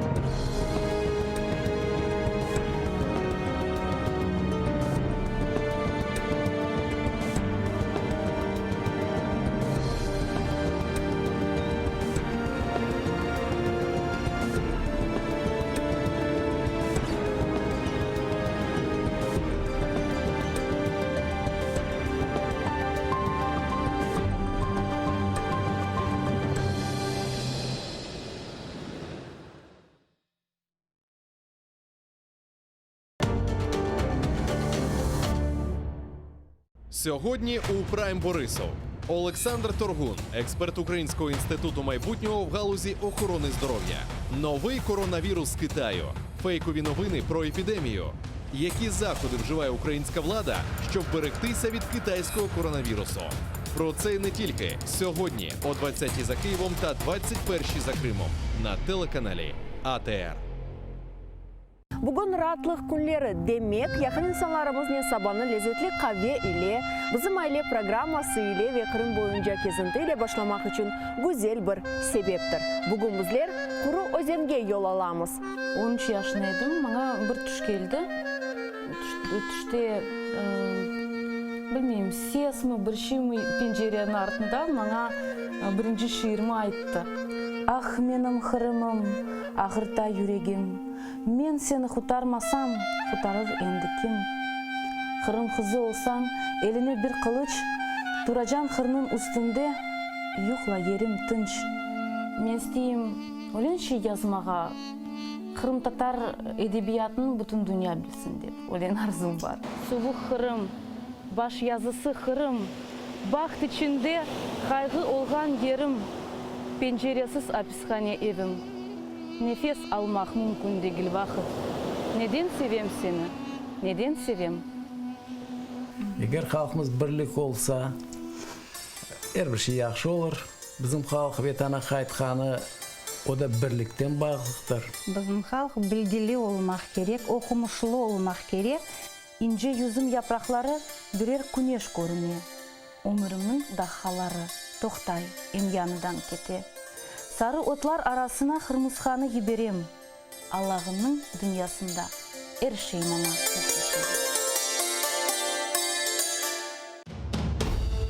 Успешные реформы, преобразование страны, завоевание и установление контроля над территориями Великой Орды – все это было в правлении Сахиба Гирая I. Однако такая бурная деятельность не нравилась его недругам. Как закончилось правление великого хана с именем, которого связано начало Золотого века Крымского ханства? В 1551 году в Бахчисарай пришло известие о бунте черкесских князей. Поэтому в то время, как принц Девлет-Герай покинул Османскую империю, крымскому хану пришлось отправиться в Кабарду. Смотрите в программе «Алтын Девир» в цикле «История династии Гераев». В эту субботу, 1 февраля, в 16:35 по киевскому и в 17:35 по крымскому времени на телеканале АТР. Сахиб Герай I, хан-основатель столицы. Часть 5. Чукча не всегда читатель, а иногда и писатель. Я вот как акын, что вижу, о том и пою. Живем ради эмоций, не только ради денег. Чиновники и силовики считают, что они в стране главные. Друзьям все, врагам закон. Да? Если молчать, то в любом случае будет хуже. Всегда шатает и штормит, но... Как сейчас, например. Да. Репутация сейчас это один не только деньги, но и репутация один из весомейших моментов капитализации любой компании. Сегодня у меня в гостях Александр Соколовский.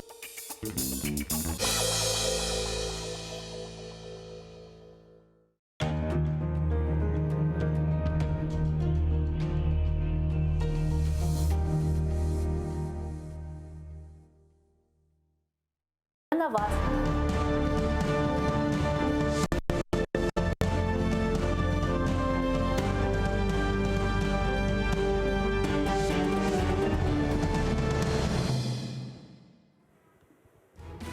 Assalamu alaikum, xayrlı akşamlar saygılar. Телеканалының телесерджілері бүгін программасына сейретесін. Студияда сіздер үшін мен Гүлсум Халилова çalışам ve кележек yarım saat devamında biz sonki ve en taze haberlerini müzakere edecekmiz. Ve bu bölükte bizle beraberlikte Kırım Tatar Milli Meclis Reisinin muavini İlmi Bey Umirov olacak. İlmi ağa, assalamu alaikum. Алейкум селям, сау болыңыз. Келіңіз en aktual haberden başlayıq. Rusiya delegasiyası Parlament Asambleyası, Avropa Şurası Parlament Asambleyasına hiçbir sanksiyasız kerim qaytdı. Demek onun delegasiyası sırasında işgal etilgen Kırım'dan temsilciler de mevcut. Ukrayna heyetinin reisi Yelizaveta Yesko'nun kaydetkenine göre endi Ukrayna Parlament Asambleyasında işi da çok olacak ve anda kalmağa kendine gerek. Келіңіз onun ne айтқанını dinleyik. Більша частина делегатів, навіть дружніх до Росії, вважають, що вона зобов'язана виконувати свої міжнародні зобов'язання. А для цього вона має бути представлена в ПАРЄ, і з нею треба вести діалог. Таку позицію ми чули і в залі засідань, і в комітетах, і на двосторонніх зустрічах. Я не вірю в ефективність такого підходу. Це маніловщина. Утім, рішення про прощення Росії – це вибір більшості делегатів ПАРЄ. Так працює демократична процедура. Це їхній вибір – тримати Росію на короткому повідку. Але і їхня відповідальність – повторювати мантру про діалог з державою-агресором – це шлях в нікуди. Росіяни в ПАРЄ показують, що європейські цінності, права людини, мир і демократія для них – це порожній звук. Вони говорять мовою погроз, ультиматумів і пропаганди. Тим не менш, Росія буде в ПАРЄ. Ми назвали це новою нормальністю. Ilmiağa, ne için Ukrayna etti ve biz bu sene PASE'nin bu toplaşımında gayb ettik. Rusya kayıttı. İlk kere 2015 senesinden birinci kere Ukrayna ve Rusya heyetleri beraber Parlament Asambleyasında bulunacak. Ne için biz gayb ettik bu kere? Ne için yuttuk sizce? Bu Rusya'nın propagandasını neticeleri işte. Avropa devletlerinin yolbaşçıları da Kümerde Rusya tarafına oynamağa tırışalar. Ukrayna ise özünü güçlü dayın tutmay. Her vakit böyle ağlagan bala dayın tutmağa mecbur olam ya da hata yapıp böyle tutam özünü. Kümerde anlap da olamaysın. Çıkıp gittiler PASE'den, anda içinde oturup bayağı iş mülkünedi yapmağa birkaç vakitke çıkıp kettiler. Rusya'nı kırsetmege yol verdiler. Ana iyileşti. Ama bakınız 2016 senesinden başlap Rusya'nın PASE'ge kayıtması için çeşit türlü subetler, müzakereler ve çeşit türlü haberler peyda olaydı. Türberin Yaglant olsun PASE'ge Rusya'nın kayıtması için elinden gelgenini yapaydı. Fakat o zamanları ne içindir Rusya kayıtmadı. Ama şimdi biz görüyoruz ki sonki yarım yıl içerisinde bu Rusya pasıge kayıttı, bundan da kalmayıp demek onun üzerinden sanksiyalarını çıkarttılar. Sonra ondan pasının vice-prezidenti olarak Rus temsilcisini seçtiler, koydular ve şimdi biz böyle parlament asambleyasında epası cebelerde böyle gayip ettik gibi görünüyor. Sizin düşüncenizge göre Ukrayna heyetinin anda bulunmasının gelecekte bir manası kaldı mı? Ben yakında bir intervyuda aytkan edim. Rus tilinde soragan ediler, Rus tilinde aytkan edim. А какая разница? Бар манда Украинанын темсилчилери, yok манда Украинанын темсилчилери, Украина тарафдарлары olmasalar, Ukrainаны menfaatini korçamasalar, Ukrainanın geleceğini düşünmeseler, anda olmak da gereği yok. O ebet şaka dayın laf, ciddi aytkanda Ukraina çok çalışmak borçlu. Şındıkından de daha ziyade çalışmağa gerek ve Rusya'nı sanksiyalarını azlaştırmağa yol vermeyip çalışmak, yollarını kıdırmak gerekler. Buna sanksiyalar meselesi ayttınız da, buna bu pase meselesi etrafında da şunu kaydetmeye isteyeyim. Sanksiyon mexanizmini Avrupa Şurası Parlament Asambleyasında tasdikladılar. Endiden bu sanksiyon mexanizmge göre Rusya'ya karşı ve Rusya'ya değil de tecavüzcü devletke ve Parlament Asambleyasının kaidelerini bozgan her bir devletke karşı sanksiyalarının körsetilmesi imkansız gibi olacak. Ne için? Keliniz Alexey Goncharenko'nu şimdi dinleyik. Pasada Ukrayna heyetinin azası o cevap bergen bu soruga ve devam eteyik. ПАРЕ підтримала додатковий санкційний механізм, але виписаний він так, що реалізувати його неможливо. Те, що зараз відбувається в організації, це абсолютно хибний шлях. Чому? Ми говоримо, що приймаємо дієві процедури у відповідь на порушення держави-учасниці її статутних зобов'язань. І одночасно ми робимо ці процедури настільки складними, що на все це потрібно більше 9 місяців. Вибачте, але за цей час можна дитину виносити. ПАРЄ називає себе сторожовим псом демократії, прав людини і правової держави. Але кому потрібен сторожовий пес, який не вкусить за потреби, а може лише облизувати? Це вже не сторожовий пес, а кімнатна собачка. До речі, Путін дуже любить кімнатних собачок.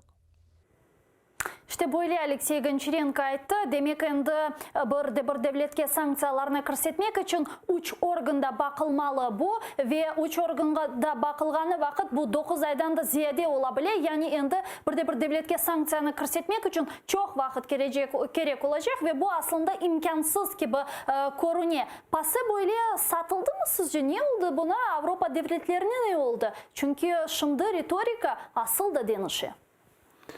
Uların ritorikasında iki usul aytalar. Rusya çalışıp başladı ve bu siyasi mabuslerin jibergen dengiştiruvler olganı ve birkaç tane maryaklarla beraber mabusler boşattılar ve ikinci parayını hesabına bunu borçları kelgen emiş. Her ay tölecek paraların Rusya töledi. Ne? Bu iki tane usuldan sanksiyalarını azlaştırmağa sanki kazandı Rusya. Ele laf yürseteler ama o doğru değil. Rusya hiçbir rezolüsiyada ya da bir kararlarda kabul edilen şeylerin üstüne çıkmadı, yerine getirmedi. Ve onu sanksiyaların tek güçlendirmek gerek, çukurlaştırmak gerek, kengleştirmek gerek ve onu ele bir vaziyetke getirmek gerek. İşte passe sanksiyalardan vazgeçkeni vakit Amerika Birleşken Devletleri işgalci sözde memurga karşı sanksiyalarını kırsetti. Demek olar sözde bu işgalci hakimiyette iştirak etken ve çalışkanlar yaramada da işgal vaktinde ve bunun beraberlikte işte Ukrayna'nın birdemligini bozganları sebebinden Amerika Birleşken Devletleri olarga ve da bir demir yol kampaniyasına karşı sanksiyalarını kırsetti. Bu haqda ular ne aytalar? Келіңіз dinleyik.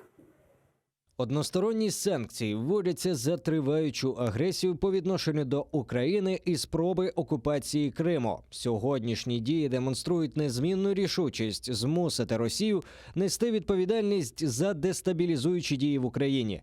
Дії відомства, вжиті в тісній координації з нашими міжнародними союзниками і партнерами, підтверджують нашу незмінну підтримку відновлення вільних і справедливих демократичних політичних процесів в Криму. Bunun beraberlikte Kanada'da 6 insanga karşı işgal etilgen Kırım'da kanunsuz seçimlerini teşkil etkenleri sebebinden sanksiyalarını kırsetti. Anda ne aytalar? Dinleyimiz.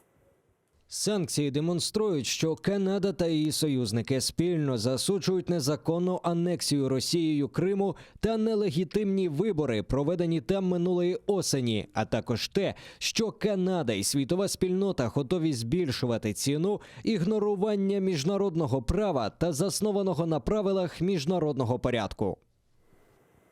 Sizin elmega bu gibi kırsetilgen sanksiyalar semereli, yani efektif olacak mı bizim kurešimizde? Gerçek aytayım, hiç olmaganda sanksiyalarını azlaştırmadılar. Bu birincisi. Ikincisi, Avropaның kıyaslanganda evet. Birkaç adamga, şahsi adamga karşı sanksiyalar bu büyükten büyük Rusya devletine teksiri duyulmaz diyeyim ben. Sizce aslında Amerika Birleşken Devletleri Budapest memorandumunu imzalagan devletten biri olarak yapkan hareketleri yeterli mi ya da yetersiz? Bir sözle cevap versem evet yetersiz. Ya ne yapmalı Yeterli derecede ne vakit olacak?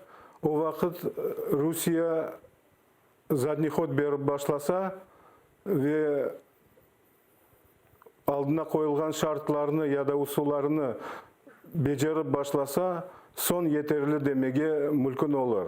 Şimdi evet yetersiz. Geliniz diğer haberge geçecek çünkü hakikaten de eğer ki dış siyasetten iç siyasete geçsek, bunda da bizde informasyon cenk etrafında ne yazık ki böyle yaman bir haberler peyda oldu. Malum olganı gibi Sputnik'te Ukrayna çeşit kanallarının yani medya grupları Ukrayna'nın çeşit kanallarının kodirovkalarına böyle kesti ve endi ne yazık ki birçok Ukrayna telekanalları işgal etilgen Kırım'da göstermeyecek ve da dekabr ayında Premier-Ministr Başnazir'nin Kırım'da Tarmili Meclis reisi Kırım Tatar halkının lideri Mustafa Cemilov görüşken ediler ve onlar bu sual ile meraklanması ve bu sualını çözmesi için RNBO toplaşıvını toplamak gerek dep aytkan ediler. Keliniz bunu dinleyik de bu meseleni de muzakere eteyik. Питання про негативні наслідки кодування супутникових сигналів загальноукраїнських приватних каналів для жителів окупованих територій було одним з винесених нами для обговорення тем під час зустрічі з прем'єр-міністром України Олексієм Гончаруком. Прем'єр-міністр зауважив тоді, що рішення даного питання не знаходиться в повноваженнях Кабінету міністрів України. У відповідь на це я запропонував йому ініціювати розгляд ситуації, що складається, на засіданні РНБО України. А поки із сьогоднішнього дня російські окупанти в Криму можуть відзначати перемогу над вільним українським словом. Кодування загальноукраїнських приватних телеканалів об'єктивно закріпило монополію російських медіа як в окупованому Криму, так і на неконтрольованих частинах території Донбасу. Bizni şimdi işgal etilgen Kırım seyreti ve hakikaten de Kırım'dan vatandaşlarımız işte yaza, telefon açı aytalar mına haberler, Ukrayna telekanalları gayip oldu. Haberlerinin peyda olması, bir yerde kıdırması bu aslında çok zor oldu ve şimdi Rusya teşvikatçıları da bunu kullanacak. Ne yapmalı sizce ve ne için böyle oldu? Мен бұл meseleden çok аңлаған şeyim yok. Ama büyük bir diversiyaga oşagan bir şey olup geçti. Ve devam ete. Rusya'nın medyaları Kırım'da, işgal etilgen Kırım'da serbest çalışa, Ukrayna kanalları ile bir türlü kod ya da başka bir şey Talap etilmiyor onlar taraftan, ne? talap etilmediği adamlar mecburlar bu yoldan gidip o kodlarını kullanmağa da öğrenmek gerek, bilmek gerek. Onun için balaban bir diversiya. Bekim özümüzün yol başçılarından çıkadır bu diversiya. Eli olmak da mümkün. Ne için öyle düşünüyorsunuz?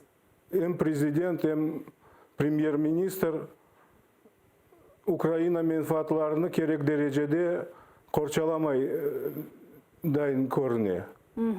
Ya bunu böyle fikirge gelmeniz için ne yaptılar onlar sizce? Kırım'da Ukrayna telekanallarını bakmak için bir türlü hareketler yapmak gerek. Adam televizorun включать etkende ozu çıkmak gerek birinci Ukrayna telekanalları. Ben şimdi utrировать etip aytam. Anlayımız. Onu kıdırmak gerek mi? Ozu çıkmak gerek. 50 derecede çalışmak borçlular. Bunun için Rusya'nın telekanalları serbest çalışa, bunların telekanalları kod ile çalışa. Hakikaten muşkul bir vaziyetke kaldık. Ya buna РНБО toplaşığı sizin düşüncenize göre bu meseleni çözebilir mi? Ben teknik taraflarını gerçekten de anlamayım. Ben belirlesem devlet seviyesinde, uğruvnisinde karar alsalar neticesini mülkün kazanmağa. Geliniz daha bir mevzuğa geçeyik ki vaxtımızda ne yazık ki biraz dar, onların da laf etmeye isteyemiz. Çünkü Minsk'te üç taraflı kontakt grupasının oturuşunda Ukrayna tarafı siyasi mabüsler ile bağlı cedvelini bergen. Bu hafta Ukrayinskaya Pravda prezident yardımcısı Andrey Yermak'nın sözlerinden haber olarak bildiriyor. Geliniz dinleyik ne aytılandı. Вчора список був переданий на засіданні тристоронньої контактної групи. За словами Єрмака, ті два треки, про які говорив президент Володимир Зеленський, обмін з Росією і з ОРДЛО, сьогодні в роботі. І ніхто темпу, який взяли з обміну, щоб у максимально швидкі строки всі наші громадяни були звільнені, не знижує.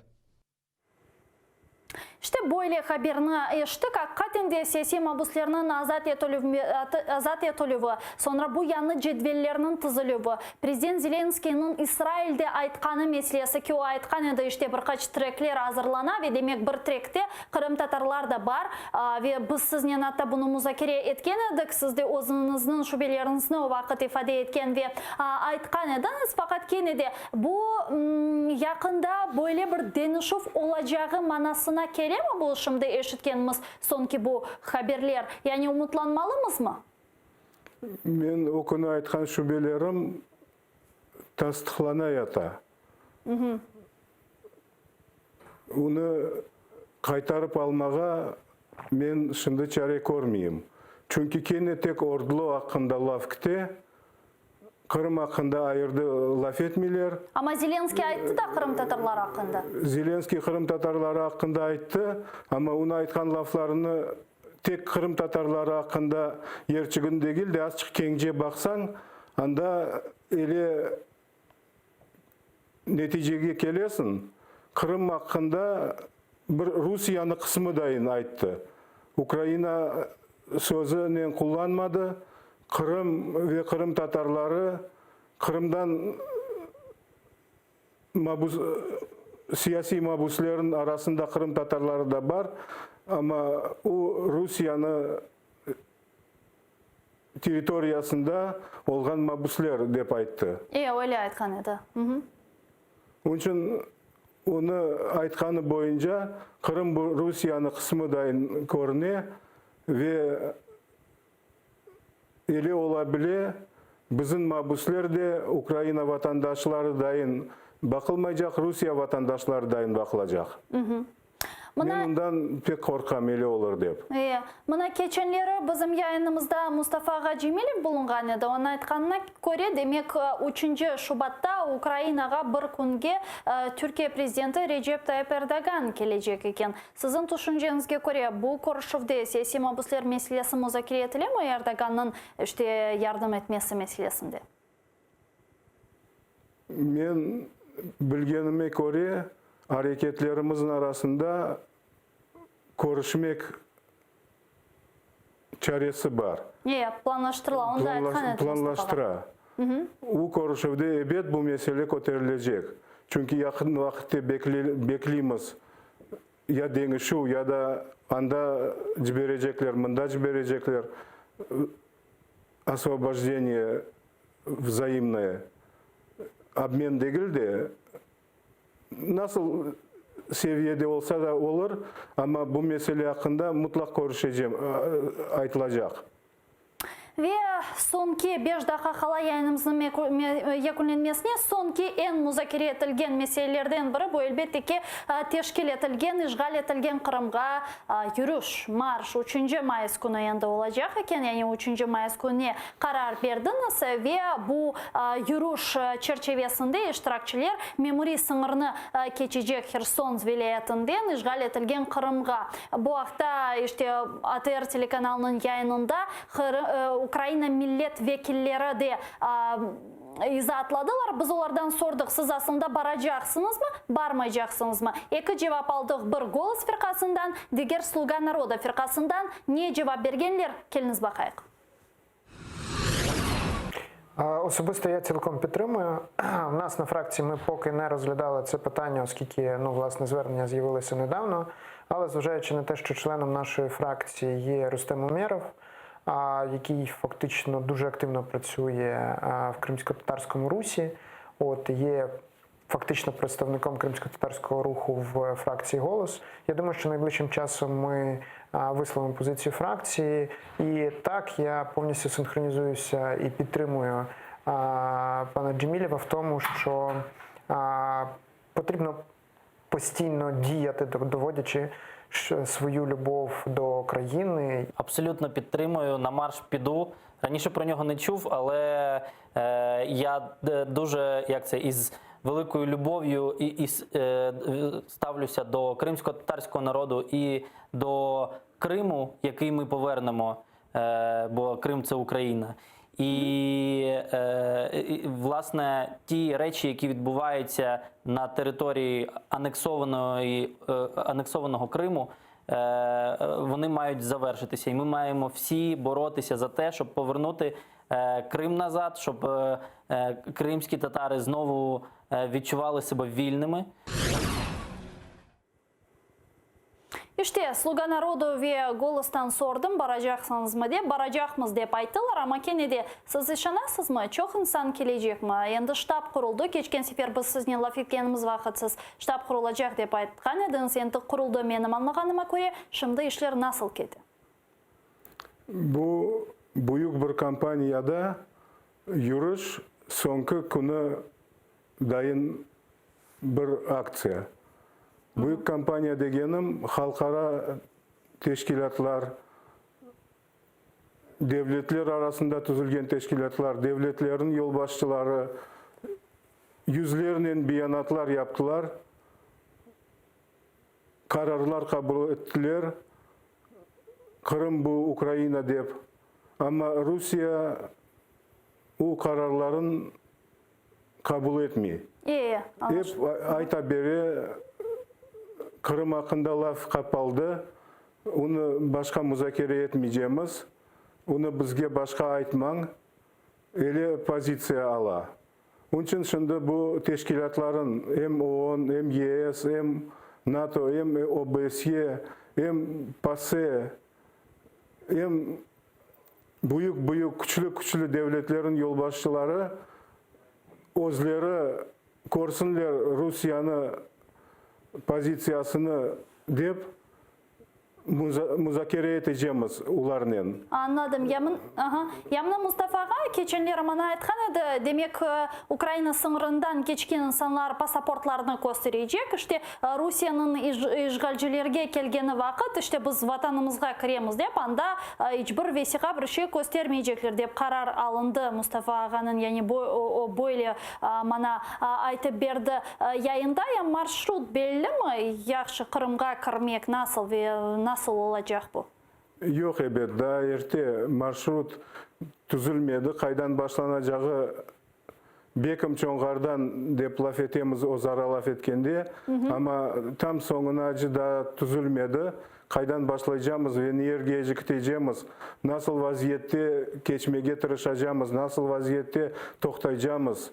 O meseleler көз алдында tutamız ama daha müzakere etip soňuna kadar çözmedik.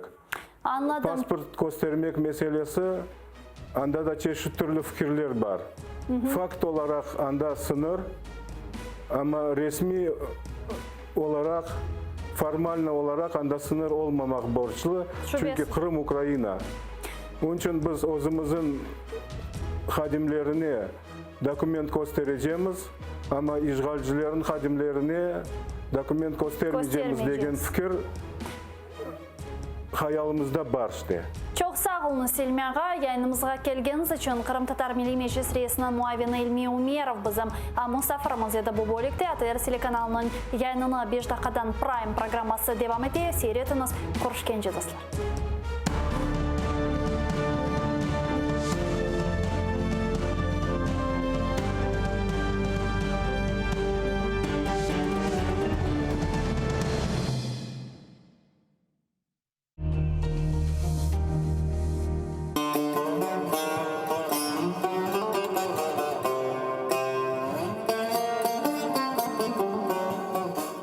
Enfes Qırım Tatar qavesi.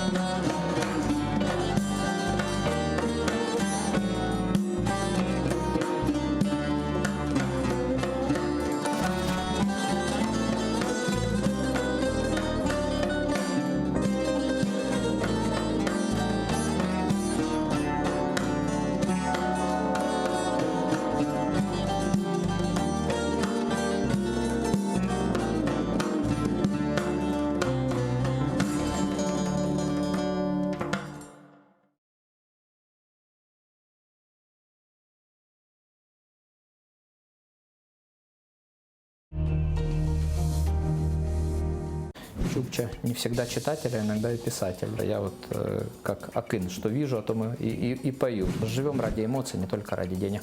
Чиновники и силовики считают, что они в стране главное.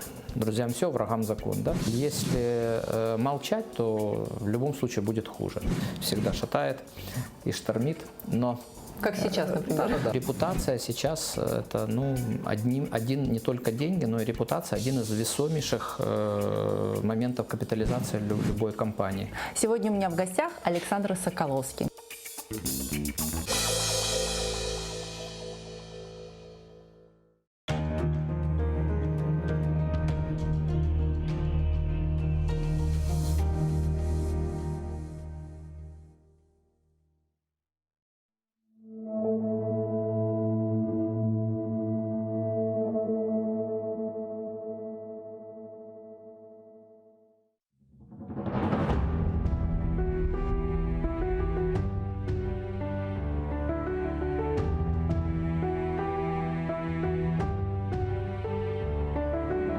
Даян Қырымым, біраз да сабыр еле. Ирадең бұйық, қар түбінде алгүл олып ачасын. Сел олып, уфақ түфек ташыны елдан ювасын. Даққа якебе сұсып тұрсаң біле. Даян, тышсылып, юмруқларыны топлап, sevgіңе, дүлберлігің, чеберлікке тең жоқтыр. тамырсыз куру курай кеби кечкенлер чоктор. Кетежеклер. Тениңе остыкенин саплап. Сауышыр яраң. Сені güzel бақча япармыз. Біз үшін бүгін қара бияз. Дос дұшманың биян oldu. O қара қалплер үшін де белкі сайлы күнлер қалды. Evladım, қартал қалқын, қанат яярмыз.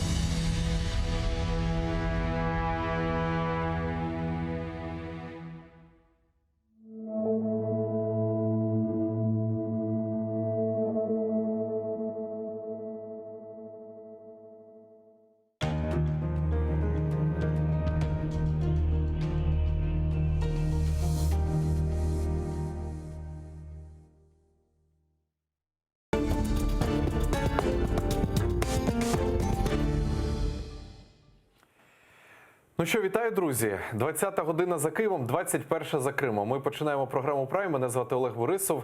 І цілу годину будемо спілкуватися на дуже і дуже актуальну тему, яка сколихнула суспільство. Вже породила багато фейків, багато незрозумілих речей і так далі. Про коронавірус будемо говорити сьогодні разом з гостем Олександром Торгуном, експертом Українського інституту майбутнього в галузі охорони здоров'я. Я вас вітаю.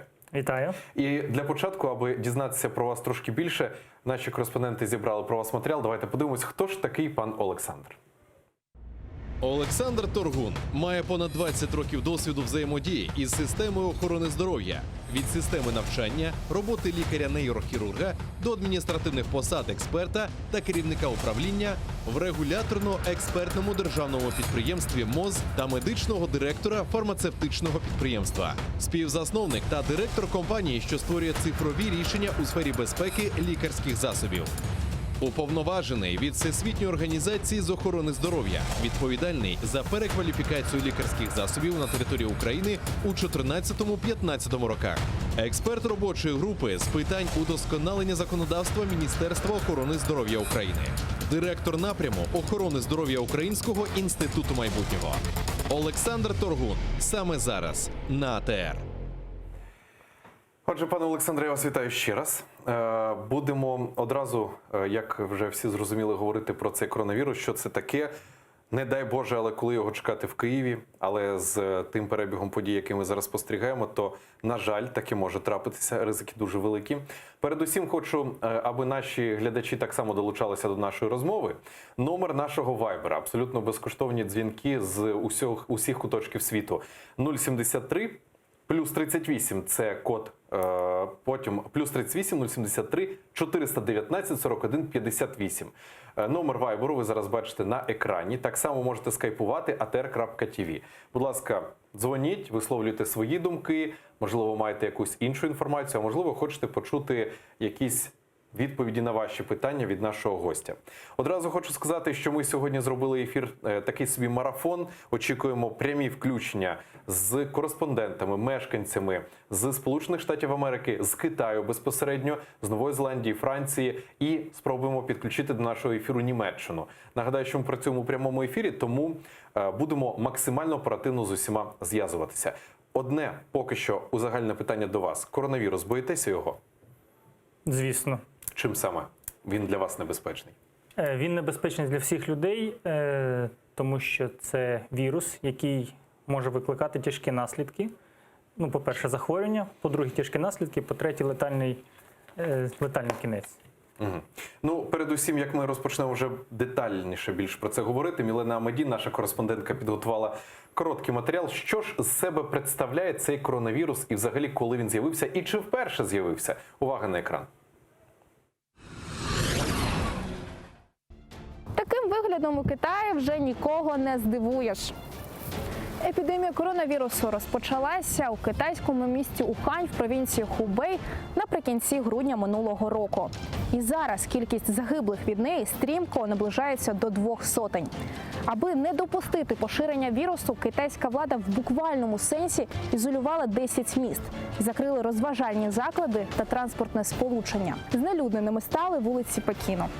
Для тих, хто заразився коронавірусом та ухиляється від лікування, запровадили кримінальну відповідальність. IKEA та Apple вже оголосили, що закривають свої магазини у Китаї. А тим часом 16 країн заявили про те, що в них також знайшли коронавірус. Жертвами стали навіть ті, хто не відвідував Китайську республіку. Дехто говорить, що про епідемію йшлося ще у пророцтвах Ванги та Нострадамуса, і ліки від неї знайдуться зовсім не скоро. Тим не менш, медики зі Сполучених Штатів, Австралії та Китаю шукають вакцину від смертельного вірусу. Мілена Медзя спеціально для телеканалу АТР. Отже, я наштовхнувся на матеріал радіо НВ, точніше журналу НВ.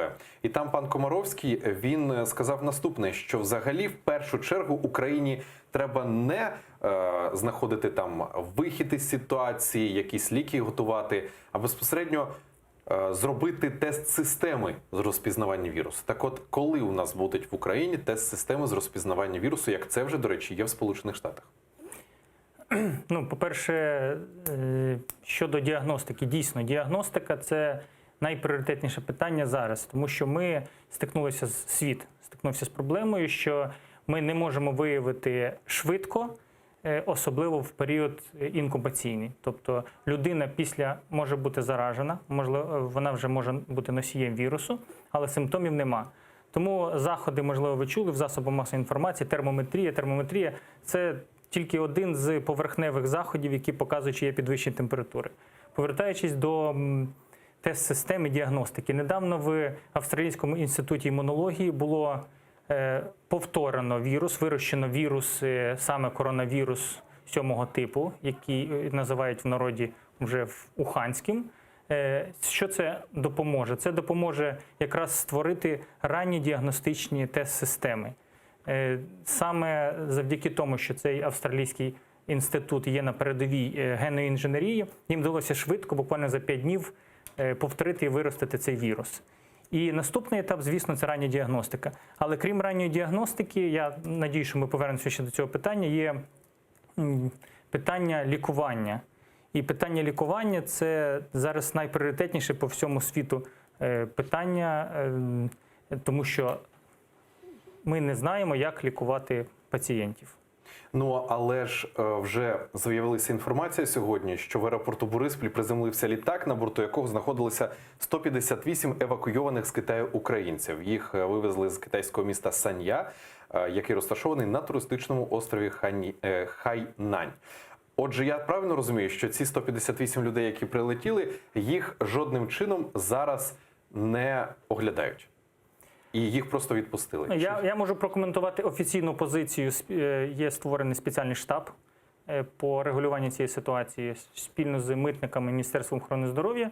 Дійсно, була сьогодні прес-конференція, такий літак прибув, було здійснено комплекс заходів, це та ж сама термометрія, і людей відпущено не було виявлено людей з ознаками підвищення температури, і людей відпущено не ізольовано, відпущено по місцю проживання з рекомендаціями. Рекомендації наступні: міряти температуру кілька разів в день, у випадку підвищення температури звернутися до лікарів.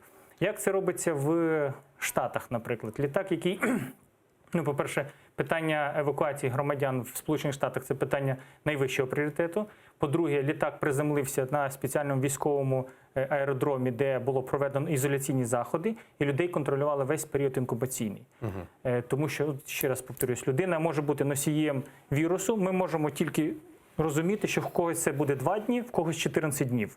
І саме в цей період людина без ознак хвороби може передавати захворювання. Так, як було в Німеччині. В Німеччині, що дуже небезпечно, в Німеччині вже є 2 випадки, коли люди є хворі, але вони не контактували взагалі з Китаєм, не були в Китаї, вони контактували з людьми, які приїхали з Китаю. А от, до речі, давайте і долучимо до нашої розмови, якраз зв'яжемось з Китаєм, безпосередньо місто Пекін. Там Андрій Дрофа, кореспондент, українець, який не виїхав безпосередньо з Пекіну. Андрію, вітаю вас. Добрий вечір. Дякую, що долучилися до ефіру. Знаю, що у вас 2 година ночі у Пекіні. Я дуже вам завдячений тим, що все ж таки знайшли час у прямому ефірі з нами поспілкуватися. Пане Андрію, для початку, як ви себе особисто почуваєте? Чи є якісь застереження? І яка ситуація спочатку у Пекіні? Розказуйте. Ну, спасибо, что интересуетесь, как я себя чувствую. Слава Богу, пока все вашими молитвами. По поводу ситуации в Пекине, она спокойная. Конечно же, люди знают о том, что просто сейчас массовое нашествие этой беды под названием коронавирус, поэтому предостерегаются как могут, носят маски, правда, не все. Я сам был на собственном карантине у себя дома, несколько дней не выходил на улицу, но начиная со вчера уже делаю такие попытки рассмотреться, что же происходит все-таки вокруг. Вокруг есть люди, их все больше на улице. Конечно же, не массово, не так, как для несколько миллионов города, но есть. В метро очень мало людей, большое, ну, скажем так, массово люди находятся в магазинах, в супермаркетах, закрыты школы, все развлекательные заведения. Ну, говорят, это в разных городах по-разному. До 3 числа развлекательные заведения, а вот школы и садики находятся под карантином до 17 числа. Пане Андрію, от нам взагалі тут в Україні з практично усіх інформаційних сайтів, телеканалів дають інформацію, начебто у Пекіні, в Китаї паніка, люди бідкаються, втрачають там свідомість, падають, черги, паніка в лікарнях, усі просто бояться виходити з дому. Чи так це насправді, чи все ж таки тут нам трошки примальовують блокбастер? Такий собі, триллер навіть, я б сказав. Ну, скажу так, я об названии коронавирус услышал впервые только 22 числа этого месяца, когда меня попросили прокомментировать эту ситуацию. До этого я слышал о какой-то эпидемии, которую воспринял как просто очередной грипп, какой-то из его типов. Но когда стало понятно, что это действительно большая эпидемия под названием коронавирус, конечно, я прошу прощения, к чому я это вел. Какой був вопрос? Да-да-да, пане Андрію, у мене ще одне питання до вас. Вже попри цю паніку фейкову, це моє особисте бачення, відходячи від ваших слів. Олег, хочу сказать по поводу паники. Вот когда я это услышал, сразу после этих всех сообщений увидел в интернете массу фейковых. Ну, тогда я, конечно, не понимал, фейковые это или нет, поскольку своими глазами этого не видел, но то, что выставляли люди, это было, конечно, действительно уже ужасающе. Ну, поскольку потом начал разбираться, конечно же, все эти падения людей на улице, в метро, вытаскивание людей из каких-либо помещений, транспортировка их в скорой помощи — это абсолютные фейки, которые, скорее всего, если это и было сделано в Китае, это видео, ну, какое-то из них, то это было еще в 2003 году, когда такая же эпидемия бурлила в Китае, ну, только не этого типа. І останнє питання, по пане поводу Андрію. паники ее нету совершенно. То есть ни у китайцев, они все так же продолжают ходить в гости. Пане Андрію, останнє питання до вас, вже більш дипломатичне. Скажіть, будь ласка, я знаю, що посольство України є в Китаї безпосередньо. Чи вони якісь дії впроваджують, чи як вони зараз піклуються про українських громадян, які в Китаї лишилися? Комунікація є якась? Вы знаете, это одновременно сложный и простой вопрос, поскольку действительно посольство Украины в КНР есть, но его существование кажется чисто формально. Вы уже вспоминали в своем эфире о эвакуации сегодняшней украинцев, но также в сети появилась информация о том, что 1-3 числа МАУ, авиакомпания, будет также эвакуировать украинцев из Китая. Вот для этой подтверждения или опровержения этой информации обратился в группу, официальную группу посольства, в Вичате, это такая социальная сеть, но абсолютно не услышал никакого ответа от официальных лиц, которые, в общем-то, и представляют эту группу. И, к сожалению, меня даже удалили, поскольку сказали, что я нарушаю правила этой группы. Но и эта ситуация, к сожалению, она отображает работу, скорее всего, нашего посольства, которое, в общем-то, не принимает участие никоим образом. Дякуємо дуже, пане Андрію, за те, що долучилися до нашого ефіру, за коментарі з Пекіну.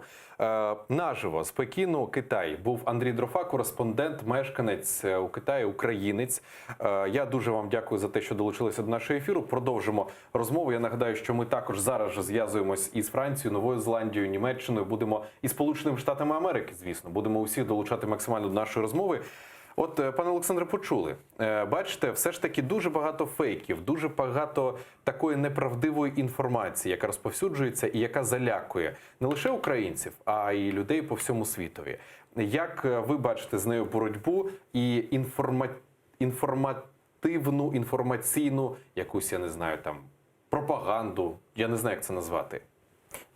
Дійсно, я погоджуюсь, дуже багато фейків. Я бачив різні відео вже на Ютубі, які не те, що страшно дивитись, телефон в руки брати. Це одна з складових. Паніка завжди виключає розум і якісь розрахунки.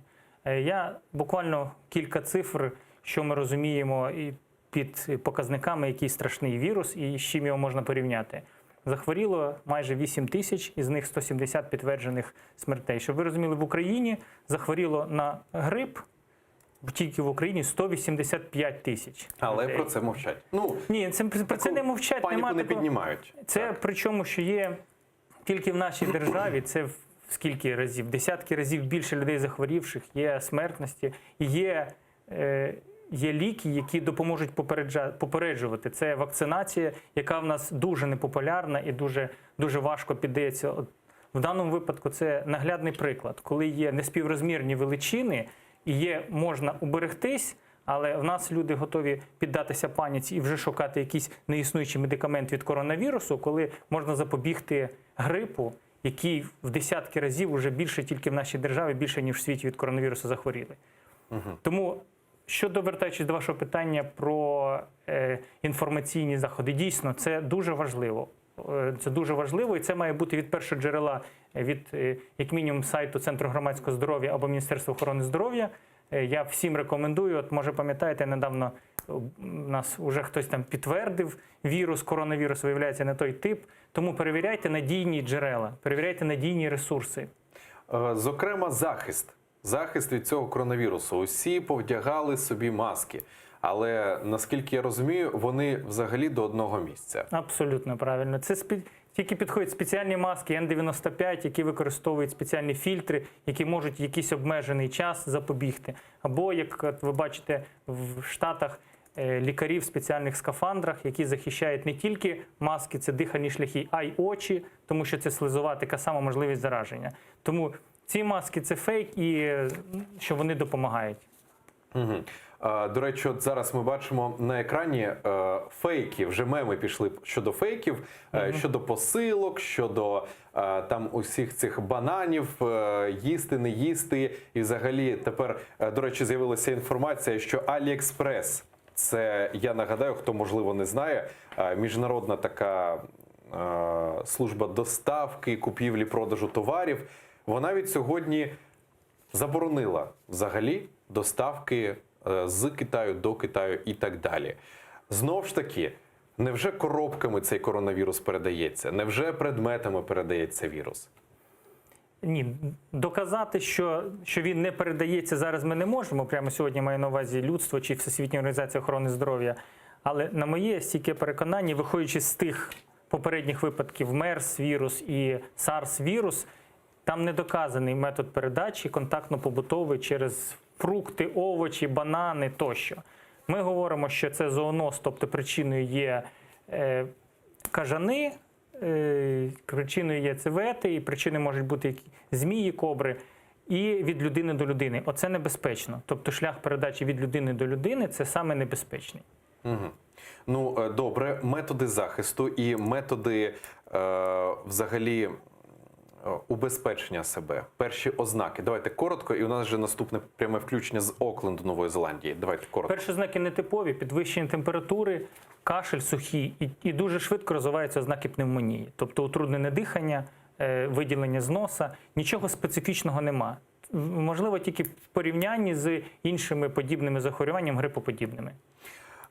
Ольга В'язенко, Окленд, Нова Зеландія. Нині з нами наживо зі студії телеканалу ТЕР. Пані Олю, я вас вітаю. Вітаю Україну.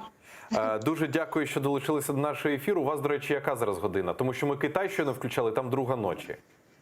У нас 7:20 ранку. О, доброго ранку вам, пані Олю. Доброго ранку. І дуже дякую, що долучились до ефіру. Ну, отже, взагалі, що у вас в Окленді, в Новій Зеландії, по-перше, узагальне таке питання, говорять про цей коронавірус, чи бояться, що на вулицях відбувається, якісь застереження, профілактичні роботи? Будь ласка. Ну, насправді, як такої паніки немає. Люди, звісно, говорять. В Новій Зеландії популярне таке смолток називається. Тобто всі з усіма говорять з незнайомими людьми на вулицях, в автобусах. Так от зараз тему починають зі слів «А ви чули про коронавірус?». В соцмережах обурюються, що парламент Нової Зеландії не закриває сполучення з Китаєм. Але от я щойно дивилася якраз сайт Міністерства охорони здоров'я. Сполучення дійсно не закривають, паніки немає, нічого не роблять, окрім фактично інформаційної якоїсь, інформаційних повідомлень. Розсилають листи зі школи, коледжів з інформацією про те, якщо хтось хворий, то просто має сидіти вдома. Ось, тобто це фактично всі заходи, які вживає Нова Зеландія. Китайців тут дуже багато, і якраз зараз мають приїхати студенти з Вухані, цієї провінції, і їм не можна заборонити в'їзд, бо формально немає жодних якихось причин, щоб їх залишити в Китаї. Ну от, напевно, це все, що я можу сказати. Ще жодного випадку не зафіксовано в Новій Зеландії. Це дуже важливо, до речі. Скажіть, будь ласка, а от безпосередньо мені цікаво, як у ваших місцевих засобах масової інформації говорять про цей коронавірус? Тому що, от, наприклад, в Україні тут роблять справжній трилер, про який, до речі, вже спростував Андрій Дрофа, кореспондент з Пекіну, щойно наживо. Він сказав, що жодної паніки немає, це все фейки. Звичайний грип у Китаї, як і в Україні, до речі, зараз от пан Олександр у студії, ми з ним спілкуємось, 185 тисяч людей захворіли на грип, утім, цьому значення такого не додають, як до коронавірусу. Безпосередньо, як там вам кажуть про цей вірус? Чи страшно, чи паніка, чи трилер взагалі роблять з цього? Чи все ж таки якось баланс тримають в інформаційному полі? Тримають баланс, абсолютно правильно. Тобто просто повідомляють, які симптоми, що треба робити. Головні поради – це мити руки, зберігати дистанцію, сидіти вдома. Якщо хтось приїхав з провінції Вухань і мав контакти з інфікованими або, можливо, інфікованими, просто має себе ізолювати на 14 днів. От, власне, все, що повідомляють. Тобто паніки, нагнітання, такого нічого немає. Банани їсти не забороняють точно. І Аліекспрес посилки приходять регулярно. Ну, це добре, добренько. І останнє питання до вас, пані Олю. Дивіться, тут же трошки, знову ж таки, сьогодні прочитав інформацію, що найголовніше зараз, оперативно, це створити тест-системи з розпізнавання вірусу. В Україні їх немає, одразу кажу. Вони є в Китаї і Сполучених Штатах Америки. Безпосередньо в Окленді, в Новій Зеландії, є такі тест-системи? Говорять про це щось? Аби розпізнавати цей вірус? Для тих, хто був в цій провінції, радять звертатися до Міністерства охорони здоров'я і цих людей перевіряють, хворі вони чи ні. Тому що я так розумію, що якісь системи є, бо постійно кажуть, що можна відрізнити просто застуду від цього вірусу або пневмонію від цього вірусу. Тому, напевно, якісь системи розпізнавання є. Вакцини від цього вірусу немає точно, про це от повідомляли буквально кілька годин. Пані Олю, я вам дуже дякую, тому що нам насправді в Україні дуже важливо знати, як насправді ставляться до цього коронавірусу, як діють у цивілізованих країнах, у більш розвинених країнах, і як взагалі комунікація йде з суспільством. Я дуже вам дякую. Вам вдалого дня, враховуючи те, що у вас ранок ще. Ольга В'язенко, Окленд, Нова Зеландія, наживо була щойно зі студії телеканалу АТR, розповіла, як там у них на місцевому рівні з коронавірусом борються. Я сподіваюся, що боротися і не будуть, там жодного випадку не зафіксовано. Отже, ось ми почули вже Окленд, Нова Зеландія. Повертаючись до цієї теми, знову ж таки, що зараз Україна, враховуючи те, що у нас немає тест-систем, у нас немає ліків, це зрозуміло, що Україна зараз має робити оперативно, аби, не дай Боже, у нас випадків цих і не було. Ну, Україна в випадку епідемії чи пандемій – це одна з частинок, наша система охорони здоров'я, одна з частинок світової системи охорони здоров'я. Тому перше – це адміністрування цих процесів. Створений штаб на чолі з міністром охорони здоров'я, спільно з митною службою. І ці епідеміологічні заходи, вони дуже важливі. Не відвідувати, якщо можливо, не відвідувати Китай чи зони, де є велика кількість хворих. Це епідеміологічні заходи. Якщо з'являються ознаки хвороби в людей, які контактували, у нас вже як мінімум прибуло 150 людей, вони повинні піддатися підсиленому контролю з боку лікарів. Якщо був такий випадок, до речі, у Франції, коли пасажирка для того, щоб уникнути термометрії, випила жарознижуючі, пройшла термометрію, не показав відхилення, потім в соцмережах показала, що от дивіться, я була з небезпечного регіону і в мене є температура, але я пройшла. Це був кейс, її знайшли, її ізолювали, тому це превентивні заходи, які в даному випадку виправдовуються. А чи є план у Міністерства охорони здоров'я взагалі, у наших медиків, у випадку, якщо все ж таки цей коронавірус в Україні з'явиться? Просто ізолювати людину і лікувати подорожникам, ну це ж не варіант. Ну, окей, не варіант, тому що нема ефективного, ну так званий мовою медиків, етіотропного лікування. Тобто лікування, яке безпосередньо діє на вірус. Але є другий блок, це патогенетичне і симптоматичне. Тобто ми ж можемо лікувати лихоманку, ми можемо лікувати дихальну недостатність, ми можемо лікувати, ну там, зменшити виділення, кашель тощо.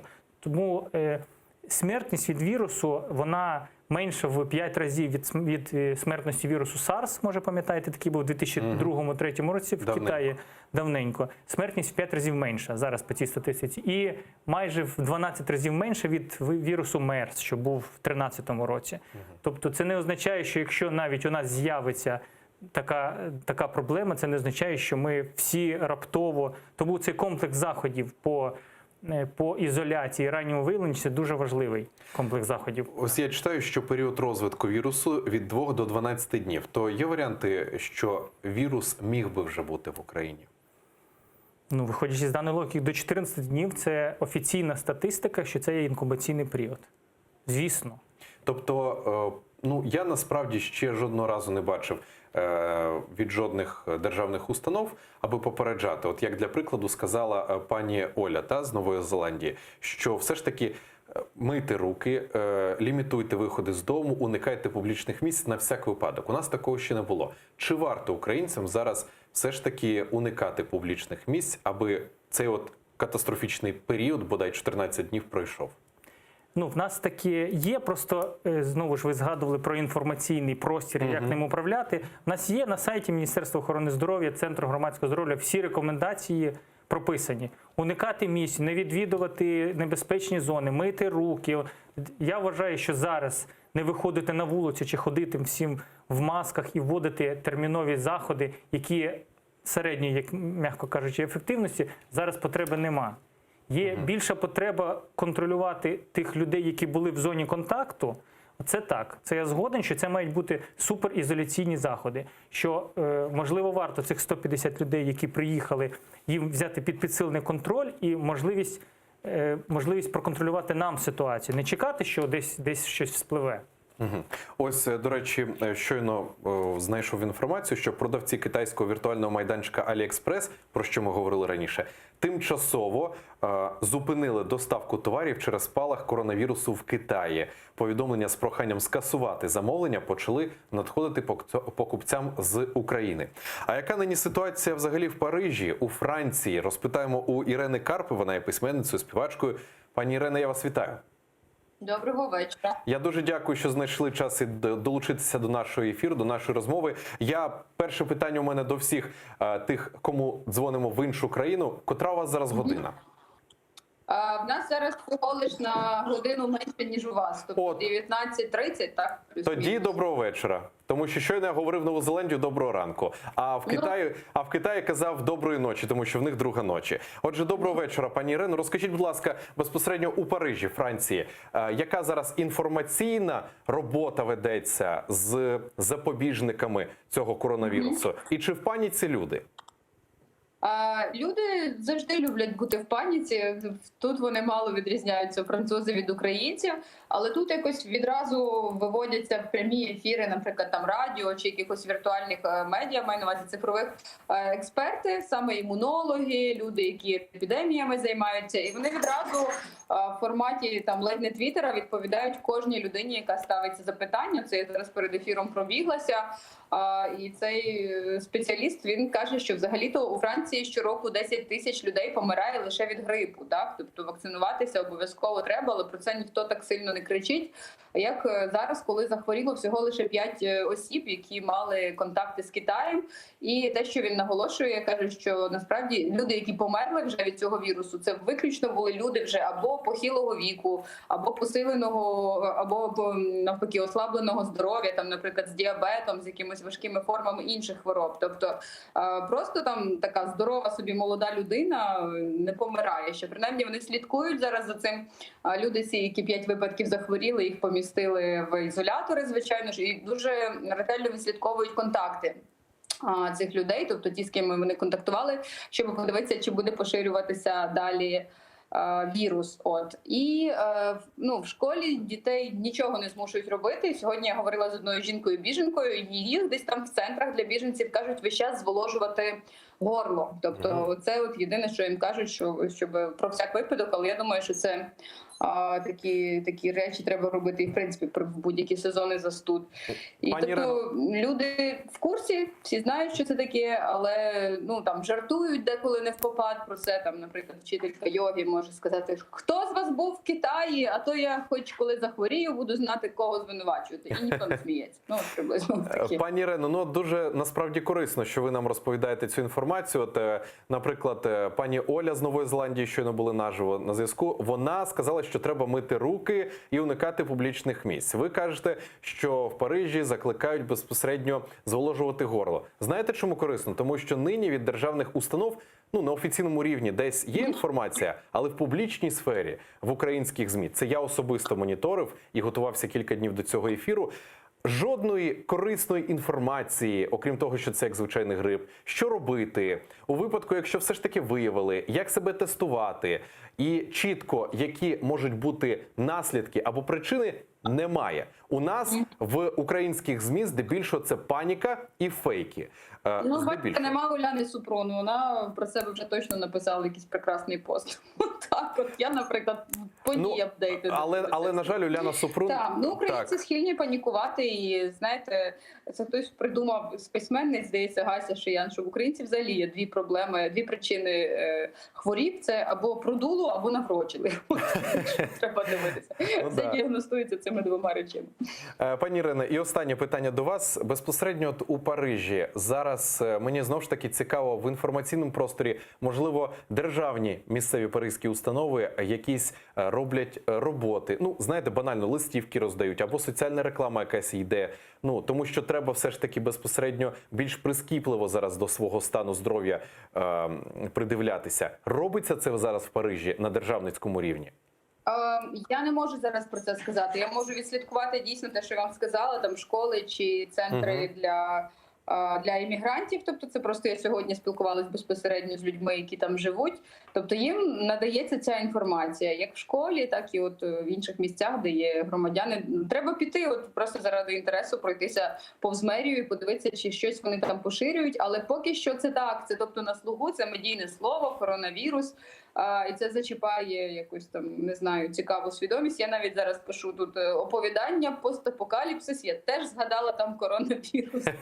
Ну, бачите, вас це надихнуло безпосередньо. Надію, що ми всі від нього не помремо, але штука цікава. Як зрештою, там, згадайте якийсь пташиний грип, це взагалі там всім виносило мозок, так? Ми сьогодні Еболу згадували так само. Епідемій року. Треба себе берегти, вважати. Не можу нічого сказати про публічні місця, наскільки їх можна уникати. Кожному з нас треба щоранку їхати на роботу, там в транспорті, наприклад, так. Тобто тут вже пішки теж не зовсім знаходишся, коли дистанції великі. Але так чи інакше, треба просто тримати себе в доброму стані здоров'я. Тобто добре харчуватися, рухатися. Бачите, навіть ця статистика, що помирають лише ті люди, в яких було ослаблене здоров'я вже до того, як вони схопили вірус. Добре їсти, файно спати, Бог здоров'я мусить дати. Бог здоров'я мусить дати. Пані Ірено, дякую вам дуже. На цій позитивній ноті я буду казати вам гарного вечора. Дякую дуже, що долучились до ефіру. Ірина Карпа, письменниця, була щойно наживо з нами в ефірі телеканалу АТR з Парижу, Франції. Дуже їй дякуємо за це. Ну ось, пане Олександре, пробіглися вже. Париж, Окленд і Пекін безпосередньо. У мене питання тут накопичилося взагалі, що зараз знову ж таки нам недостатньо зараз от на державницьких установах. Я не просто так пані Ірену спитав, що там робиться. Бачите, там безпосередньо тих людей ізолювали, все ж таки якусь інформаційну таку політику роблять. У мене накручується питання, а кому ця паніка в Україні вигідна? Тому що я вже читав інформацію, що вже звинувачують якихось фармацевтів, які хочуть на цьому нажитися. Ану, спростуйте чи підтвердіть ваші думки, будь ласка. Ну, про фармацевтів зразу скажу, що єдине джерело, де я знаю, де розробляється зараз вакцина, це компанія Сполучених Штатів Сан-Дієго, і вони по самим оптимістичним прогнозам до кінця року тільки дадуть вакцину. У нас такої можливості розробити, ну, на жаль, нема швидше. Тому це можна фейки роздувати і можна користуватися скільки завгодно. Я з пані Іриною, я погоджуюсь, що нам потрібно більше доносити інформацію з експертного середовища. Ну, як мінімум, експерт повинен бути лікар, щоб коментувати, ще краще імунолог, щоб коментувати ті чуткі фейки і їх руйнувати. Має бути це не тільки пост в Фейсбуці чи звертайтесь на сайт Міністерства охорони здоров'я. Має бути ті експерти, які розуміються на цьому, вони мають інформацію в соцмережах, в тому числі по ефірам, ходити і руйнувати ці фейки. Кому воно вигідне? Я переконаний, що якщо подумати і використовувати здоровий глузд, епідемія не повинна бути вигідна нікому. Але, звісно, теорія світового заговору, вона існує, і комусь вигідно, хтось там в лабораторії синтезував, я це не беру до уваги. Весь світ охопили кадри, де купа тракторів будують активно ось цю територію для будівництва лікарні, оперативної лікарні. Як я зрозумів, вона не суцільна така велика споруда, а там буде типу наметів. Розраховано там, здається, на кілька тисяч людей. І планують побудувати її за 6 днів. Там взагалі вже показують кадри, вже майже все готове. У Києві, якщо брати Київ, інші міста України, чи готові лікарні наші ось так от приймати людей? Навіть, можливо, чи вистачить ізоляторів цих, де ізолюють безпосередньо таких людей у випадку, якщо буде зараження? Я офіційною інформацією скористаюсь. Була інформація, в тому числі від санітарно-епідеміологічної служби. У нас кількість хворих в світі, у нас вистачає кількість реанімаційних спеціалізованих місць. Але наскільки наше кожне місце відповідає нормам, як мінімум, ми не кажемо Сполучені Штати, де людей лікує робот. От знаєте цей кейс, коли перша людина, яка приїхала в Сполучених Штатах, люди навіть не стикалися, лікарі, медичний персонал навіть не стикалися, робот він запрограмовував і для того, щоб не розповсюджувати епідемію. Точно я розумію, що наша матеріально-технічна база не відповідає цим нормам. Наскільки я не проводив самоаудит, по кількості так, по якості не впевнений. Ось, до речі, є такі собі конспірологічні теорії. Засоби масової інформації пишуть, що спалах вірусу з'явився в місті Ухань, де є лабораторія, пов'язана з секретною китайською програмою біологічної зброї. Ще одна конспірологічна версія – витік вірусу може бути вигідним світовим фармацевтичним компаніям. Бачите, про що ми щойно говорили. Щодо зброї, наскільки це може бути ймовірно, ваша думка? Ну, я вірю якимось валідним джерелам, тобто якщо ці джерела, якщо є якась ця теорія конспірологічна, мають бути ці дослідження, вони мають десь публікуватись. Якщо вони опубліковані на Lancet чи на світових базах, де публікуються валідні дані, так можна говорити. Все решта – це тільки здогади і коментарі. А от якщо більш зрозумілою мовою для громадян, як цей вірус народжується? Цей вірус – це зооноз, тобто зооноз означає, що його переносять тварини. Тварини, я казав, це такі цівети, це такі кишкоподібні тварини, або кажани, або змії. Вони не хворіють, вони тільки переносять, і людина, коли термічно, звідки він зародився, якщо термічно не обробляє, то вона заражається вірусом. Взагалі коронавіруси, вони призначені на те, щоб природою призначені, щоб уражати тварин. Але прийшов якийсь збій, і вони почали поширювати свої щупальця на людей.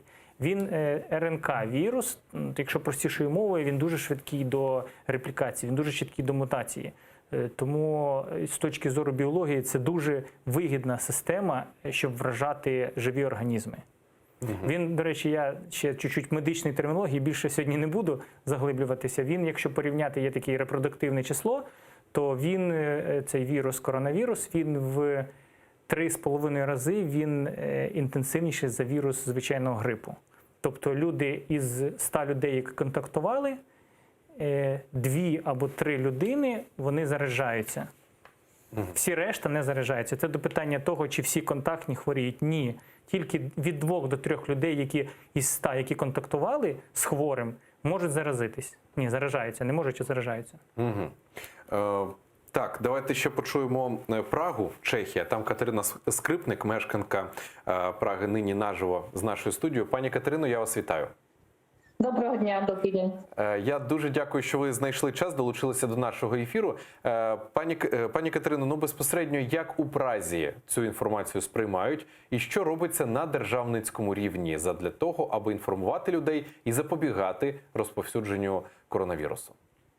Я не являюсь пользователем ТВ, но я активный пользователь интернета. Каждый день пишут СМИ о том, что как, в общем, проходит ситуация в Чехии. В Чехии нет подтвержденных случаев коронавируса. Было несколько подтверждений, но они не подтвердились, и на данный момент в Чехии нет больных. Также информируют о том, какая целиком ситуация в Европе, о том, что последний раз, по-моему, вчера писали о том, что 2 случая подтвердились в Баварии, в Германии. Так или иначе, дезинформации в интернете достаточно много, этому тоже говорят, уделяют внимание, чтобы не возникала паника. Не могу сказать, чтобы здесь была какая-либо большая паника по этому поводу. Все достаточно спокойно. Пані Катерино, ми от до прямого включення з вами також спілкувалися з Китаєм, з Новою Зеландією, Париж, Франція у нас були на прямому зв'язку. І там у кожній країні по-своєму проводять на державницькому рівні інформаційні компанії із запобігання розповсюдження вірусу, якщо такий виявлять. Безпосередньо в Європейському Союзі, у Празі, інформаційно на державницькому рівні щось робиться? Чи, можливо, є люди в масках? Кроме туристов, я не встречала, нет. А знову ж таки на державницькому рівні щось робиться чи повна тиша? Кроме как информации в интернете, нет, больше ничего я лично не встречала. От безпосередньо з соціальних мереж празьких, чи є у вас інформація, чи готові у випадку все ж таки виявлення коронавірусу, чи готові у Празі боротися з ним, ізолювати людей, чи є ліки, тестери якісь?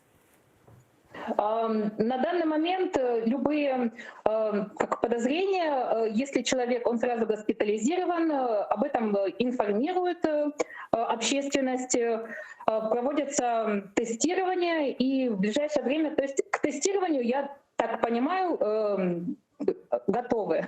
Если будут готовы к большему случаю распространению, надеюсь, да. Здесь достаточно хорошая медицина. Дуже на це також сподіваюсь. І в мене ще одне останнє питання, безпосередньо паніка. От я хочу навести приклад України. Тут дуже велика паніка. На щастя, поки що, і я сподіваюся, так і буде, жодного також випадку офіційно не підтверджено коронавірусу в Україні. Але через велику кількість фейків, через великі роздмухування таких от неправдивих новин, я вам серйозно скажу, навіть у Києві дуже велика паніка. І вже я навіть зустрічаю людей, які вдягають маски, от питався кількох людей, вони кажуть, на всяк випадок, хай буде. Тобто велика паніка. Такий собі трилер нам показують по телевізорам. У Празі є така от відчуття трилеру або страшилки якоїсь? Паніка є? Я не сталкивалась с этим. Возможно, в моем окружении, во всяком случае, этого не было. Единственный случай, моя знакомая попросила с ней сходить в аптеку, поинтересоваться о наличии масок. В аптеке нам сказали, что масок нет. Является ли это свидетельством паники, либо просто стечение обстоятельств, что именно в аптеке не было масок, не могу сказать. Но людей в масках, кроме нескольких туристов, которые обычно их носят, это обычно туристы из Китая, то есть это и было и до того, как появились новости о коронавирусе. Нет, я не встречала. Я вам дуже дякую. Є ще у вас що додати? Будь ласка, якщо є щось додати. Я читала в новостях в Украине о распространении коронавируса в бананах. Это очень развеселило. Нет, здесь такого нет. Про бананы, к сожалению, цены не упали. У нас тут насправді в Україні дуже сильно над цим жартують, дуже багато мемів з цього приводу. Тому, знаєте, і смішно, і грішно. І смішно, і грішно. Дякую вам, пані Катерино, що долучилися до ефіру, що знайшли час. Катерина Скрипник, мешканка Праги з Чехії, була щойно наживо зі студії телеканалу АТR. Чуємо весь світ, пане Олександре, бачите? Тобто долучаємо весь світ, і мені подобається такий баланс, коли ми реально таку комунікацію влаштовуємо і чуємо думки з усіх країн, з усіх, ну не з усіх, звісно, але з більшості країн, і яка ситуація нині там. Як взагалі часто трапляються ось такі ситуації з такими от вірусами, не лише коронавірусом, а взагалі у світі, і наскільки їх варто боятися? Ну, якщо я вже згадував, можливо, ще раз повторюсь, у нас навіть цей коронавірус, який зараз лютує, за останні 20 років був у 2002-2003 році вірус SARS, це вірус, так і називається, тяжкого ураження дихальних шляхів, який забрав тоді майже 800 життів і захворіло майже 6 тисяч. Потім був вірус MERS, також Middle East Respiratory Syndrome, який був в 2013 році. Тобто, якщо ми говоримо тільки по коронавірусам, от за 20 років це вже третій всплеск. Я вважаю, що причина тут біологічна, тому що, я повторюся, що це вірус, який легко може мутувати. Це він РНК-вірус, а не ДНК. Це простіше, легше. Ми чули, що є віруси Ебола періодично. Якщо так брати статистику, то кожні 3-4 роки з'являються такі всплески. Але якщо ви прослідкуєте епідеміологічні заходи, кожен раз ці заходи все активніше і активніше борються. Тобто світова безпека в сфері охорони здоров'я, вона пробує побороти це. Друге питання, що всі орієнтуються тільки на Всесвітню організацію охорони здоров'я. Це дійсно орган, на який дивиться весь світ. І от прямо зараз відбувається засідання, яке вирішує, чи необхідно переходити в ступінь високого ризику для того, щоб закрити повністю авіасполучення. Знаєте, що зараз авіасполучення, воно закрите на виліт, але не закрите для всіх країн світу. І, от, наприклад, Британія отримала нарешті дозвіл, щоб евакуювати своїх людей і прийняти на місці. Тобто це я до чого? Світова система безпеки, вона тільки світова система безпеки може подолати ці епідемії чи пандемії. Тому що, на жаль, система охорони здоров'я не здатна зараз догнати цей прогрес. Я згадував вакцина через рік, вже через рік ця вакцина нікому, надіюсь, нікому не буде потрібна. Попередні випадки, що ми людство синтезувало, це провідні технології, це ми не говоримо якісь там кустарні. Ми відстаємо від цих процесів і ми можемо їх тільки потім ретроспективно аналізувати. Тому перші заходи – це епідеміологічні заходи, які можуть локалізувати ці інфекції. І почуємо зараз думку Катерини Лісунової. Вона є спеціальним кореспондентом телеканалу «Прямий» з Вашингтону, Сполучені Штати Америки. Катю, я вас вітаю. Так, вітаю, Олеже. Рада чути і бачити. Навзаєм, все навзаєм. Катю, котра у вас зараз година? Зараз 2 година майже, тобто 1:48. 1:48 дня, правильно? Так, ну бачиш світло за вікном. Ну, а можливо, ви в студії, я ж не знаю. Тому доброго дня, тому що у нас же вечір. Ми долучали Андрія Дрофу з Китаю, в нього доброї ночі взагалі, в Європі доброго вечора і так далі. Дуже це цікаво. Насправді, Кать, давайте до теми головної повернемось. Першочергове питання – паніка. Ви самі прекрасно... Я бачу у Фейсбуці активні і бачите, яка паніка, яка величезна кількість фейків розганяється безпосередньо в Україні. Як цю інформацію про коронавірус сприймають у Сполучених Штатах Америки? Ну, насправді зараз безпосередньо в Вашингтоні я висвітлюю питання і імпічменту, саме собою, але питання коронавірусу, а вже ж також нас доганяють мене, тому що новини, а вже ж це одна із основних новин зараз в Сполучених Штатах також. І, до речі, поки чекала на включення, зараз було останні з breaking newsів, які Associated Press оприлюднило, що у Сполучених Штатах зафіксовано перший випадок передачі від людини до людини коронавірусу в Сполучених Штатах Америки. Це відбулося в Чикаго, і це трапилося з чоловіком дружини, яка захворіла на вірус після повернення із поїздки в Ухань, Китай. Тобто зараз це перший такий випадок зафіксований в Сполучених Штатах Америки. В принципі, по всім штатам зафіксовано 6 випадків коронавірусу, але всі вони були від людей, які приїхали з Китаю, тобто підхопили це там. А от перший випадок передачі від людини до людини зафіксований саме сьогодні. В медіа в Сполучених Штатах є безпосередньо багато цікавих публікацій щодо простеження. Наприклад, є така собі карта, альтернативна мапа, де зображується, в яких штатах зафіксовано випадки коронавірусу, але, як я вже казала, зараз тільки 6 людей зафіксовано і 1 передачі від людини. Ось зараз, до речі, ми в ефірі бачимо цю карту, вона дуже ретельно показує розповсюдження цього вірусу. Пані Катю, у мене ще поточнення. Для мене особисто Сполучені Штати Америки – це є взірцева країна, де максимальна іде комунікація з громадянами, максимально інформують громадян, максимально попереджають про захворювання і так далі. Скажіть, будь ласка, зараз на державницькому рівні, що робиться для того, аби попереджати громадян? Чи багато людей в масках? Якісь, можливо, інформаційні вже плакати розвішані? От про це розкажіть ще детальніше.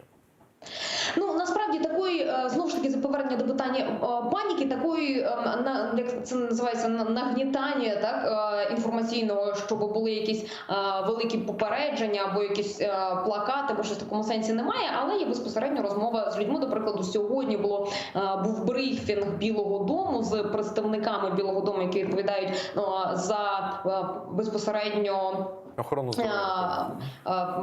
За охорону здоров'я. Також там були питання, піднімалися щодо боротьби з наркотиками в Сполучених Штатах, але також, а вже ж, були представники охорони здоров'я і саме собою журналісти, які були присутні на брифінгу. Брифінг відбувся буквально 4 години тому назад, о 10 годині ранку за Сполученими Штатами Америки. Так от, журналісти, які були присутні там, вони, а вже ж, задавали питання по коронавірусу.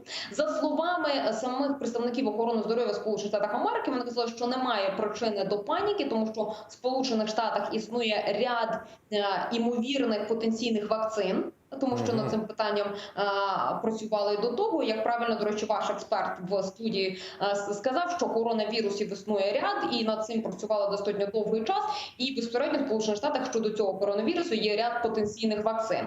Окрім того, є, як це я повторюю безпосередньо заяву представників охорони здоров'я в Сполучених Штатах Америки, вони сказали, що Також є високотехнологічні системи скрінінгу під час прильоту і людей, які потрапляють на територію Сполучених Штатів Америки. І от безпередньо вони, так би мовити, заспокоїли людей такі заявами про те, що є ряд речей, якими можна як попередити, так і, що називається, трітмент, лікувати цю хворобу, принаймні в Сполучених Штатах Америки. Але найбільший ризик в Штатах, який був і про який говорили, це, власне, міграційний ризик, тому що багато людей з Китаю живуть безпосередньо в Сполучених Штатах Америки, і тому в період, наприклад, Нового року, який відбувся, китайського Нового року, кілька днів тому назад відбувся, був пік ризику в Сполучених Штатах, тому що всі говорили про те, що багато людей з Китаю, які працюють, живуть тут, мали летіти додому і повертатися навпаки. І от це була така найнебезпечніша точка. Але вона вже пройдена, і як бачимо зараз, станом на зараз, принаймні в Сполучених Штатах, це не є такою великою ризиком таким великим. Про це говорять, але я не можу сказати, що американські ЗМІ нагнітають інформаційну істерику щодо цього. Водночас, якщо говорити просто про американців звичайних, в розмові з ними я можу сказати, що вони занепокоєні. Багато людей говорять, і є навіть таке враження, що навіть в країні зараз більше працюють над тим, щоб заспокоїти людей і пояснити, що жодна паніка ні в якому разі не буде шляхом вирішення жодних проблем. Катю, я вам дуже дякую за те, що ви знайшли час, включилися до нашого ефіру і за ці слова. Тому що насправді у нас тут в Україні дуже і дуже велика паніка і дуже багато фейків, які розвінчують все більше і більше. Але все ж таки якось от Україна – це нація паніки. Мені так здається. Я вам дуже дякую, Катю. Катерина Лісунова, спеціальний кореспондент телеканалу «Прямий», наживо зі Сполучених Штатів Америки, Вашингтон, була наживо з телеканалом АТР. На жаль, мені підказують, я можу, редактори, так, ще одне питання мені поставити?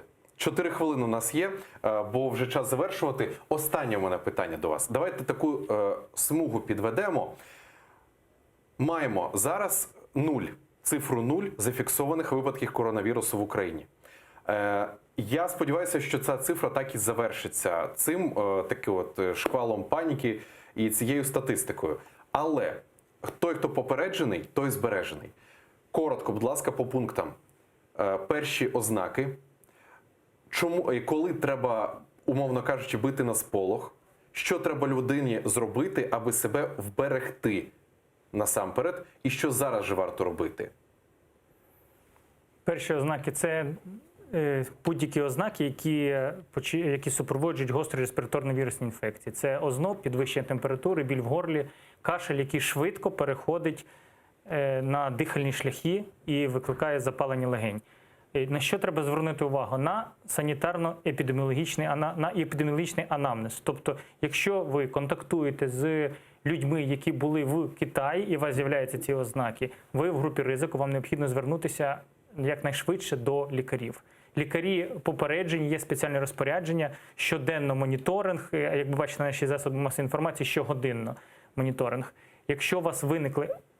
Третє, що дуже треба звертати увагу саме на тих людей, які були в зоні ураження. Вони повинні максимально слідкувати, як мінімум, в інкубаційний період за станом свого здоров'я, моніторити, ізолюватися, не розповсюджувати потенційно небезпечні інфекції. У випадку, якщо люди, які були в контакті з людьми, які контактували з небезпечного регіону, необхідно якнайшвидше звернутися до лікарів. Я вам дуже дякую, пане Олександре, за те, що ви долучилися до нашого ефіру, за те, що, бачите, ми у такому спецмарафоні якраз почули думки з усіх країн, де і зафіксовані випадки коронавірусу, де вони ще не зафіксовані. Я сподіваюся, так надалі і буде. І я окремо хочу подякувати нашим глядачам за те, що ви спостерігали за таким дуже важливим ефіром. Ми, насправді, намагаємось якомога частіше, якомога більше говорити про теми болючі, теми Криму, окупації Криму. Тому що, насправді, згідно статистики Національної ради з питань телебачення, 9 хвилин на тиждень приділяється в інформаційних медіа темі Криму. Ми ж приділяємо цьому більше уваги. Сьогодні, враховуючи на те, що спалах інформаційний про коронавірус таки відбувся, ми підняли усіх кореспондентів і для вас це інформували. Я окремо хочу подякувати кореспонденту з Пекіну, Китаю, Андрію Дрофі. Ольга В'язенко, Окленд, Нова Зеландія, була також з нами наживо на зв'язку. Ірина Карпа з Парижу була також наживо з нами, з Франції. Катерина Скрипник включалася до нас із Праги, розповіла про ситуацію в Європейському Союзі безпосередньо там, столиця Чехії. І на сам кінець ми включили Катерину Люсунову, спецкора телеканалу «Прямий». Вона розповіла про всю ситуацію, яка нині коїться у Вашингтоні, Сполучених Штатах Америки. І вам, пане Олександре, я дуже завдячую за те, що ви долучилися до ефіру, експерт Українського інституту майбутнього в галузі охорони здоров'я. Дякую всім за цей марафон, дякую, що були з нами. Побачимось вже завтра. Налаштовуйтесь на АТР. Ми знаємо про все, що відбувається у цьому світі. Мене звати Олег Борисов. Залишайтесь з АТР.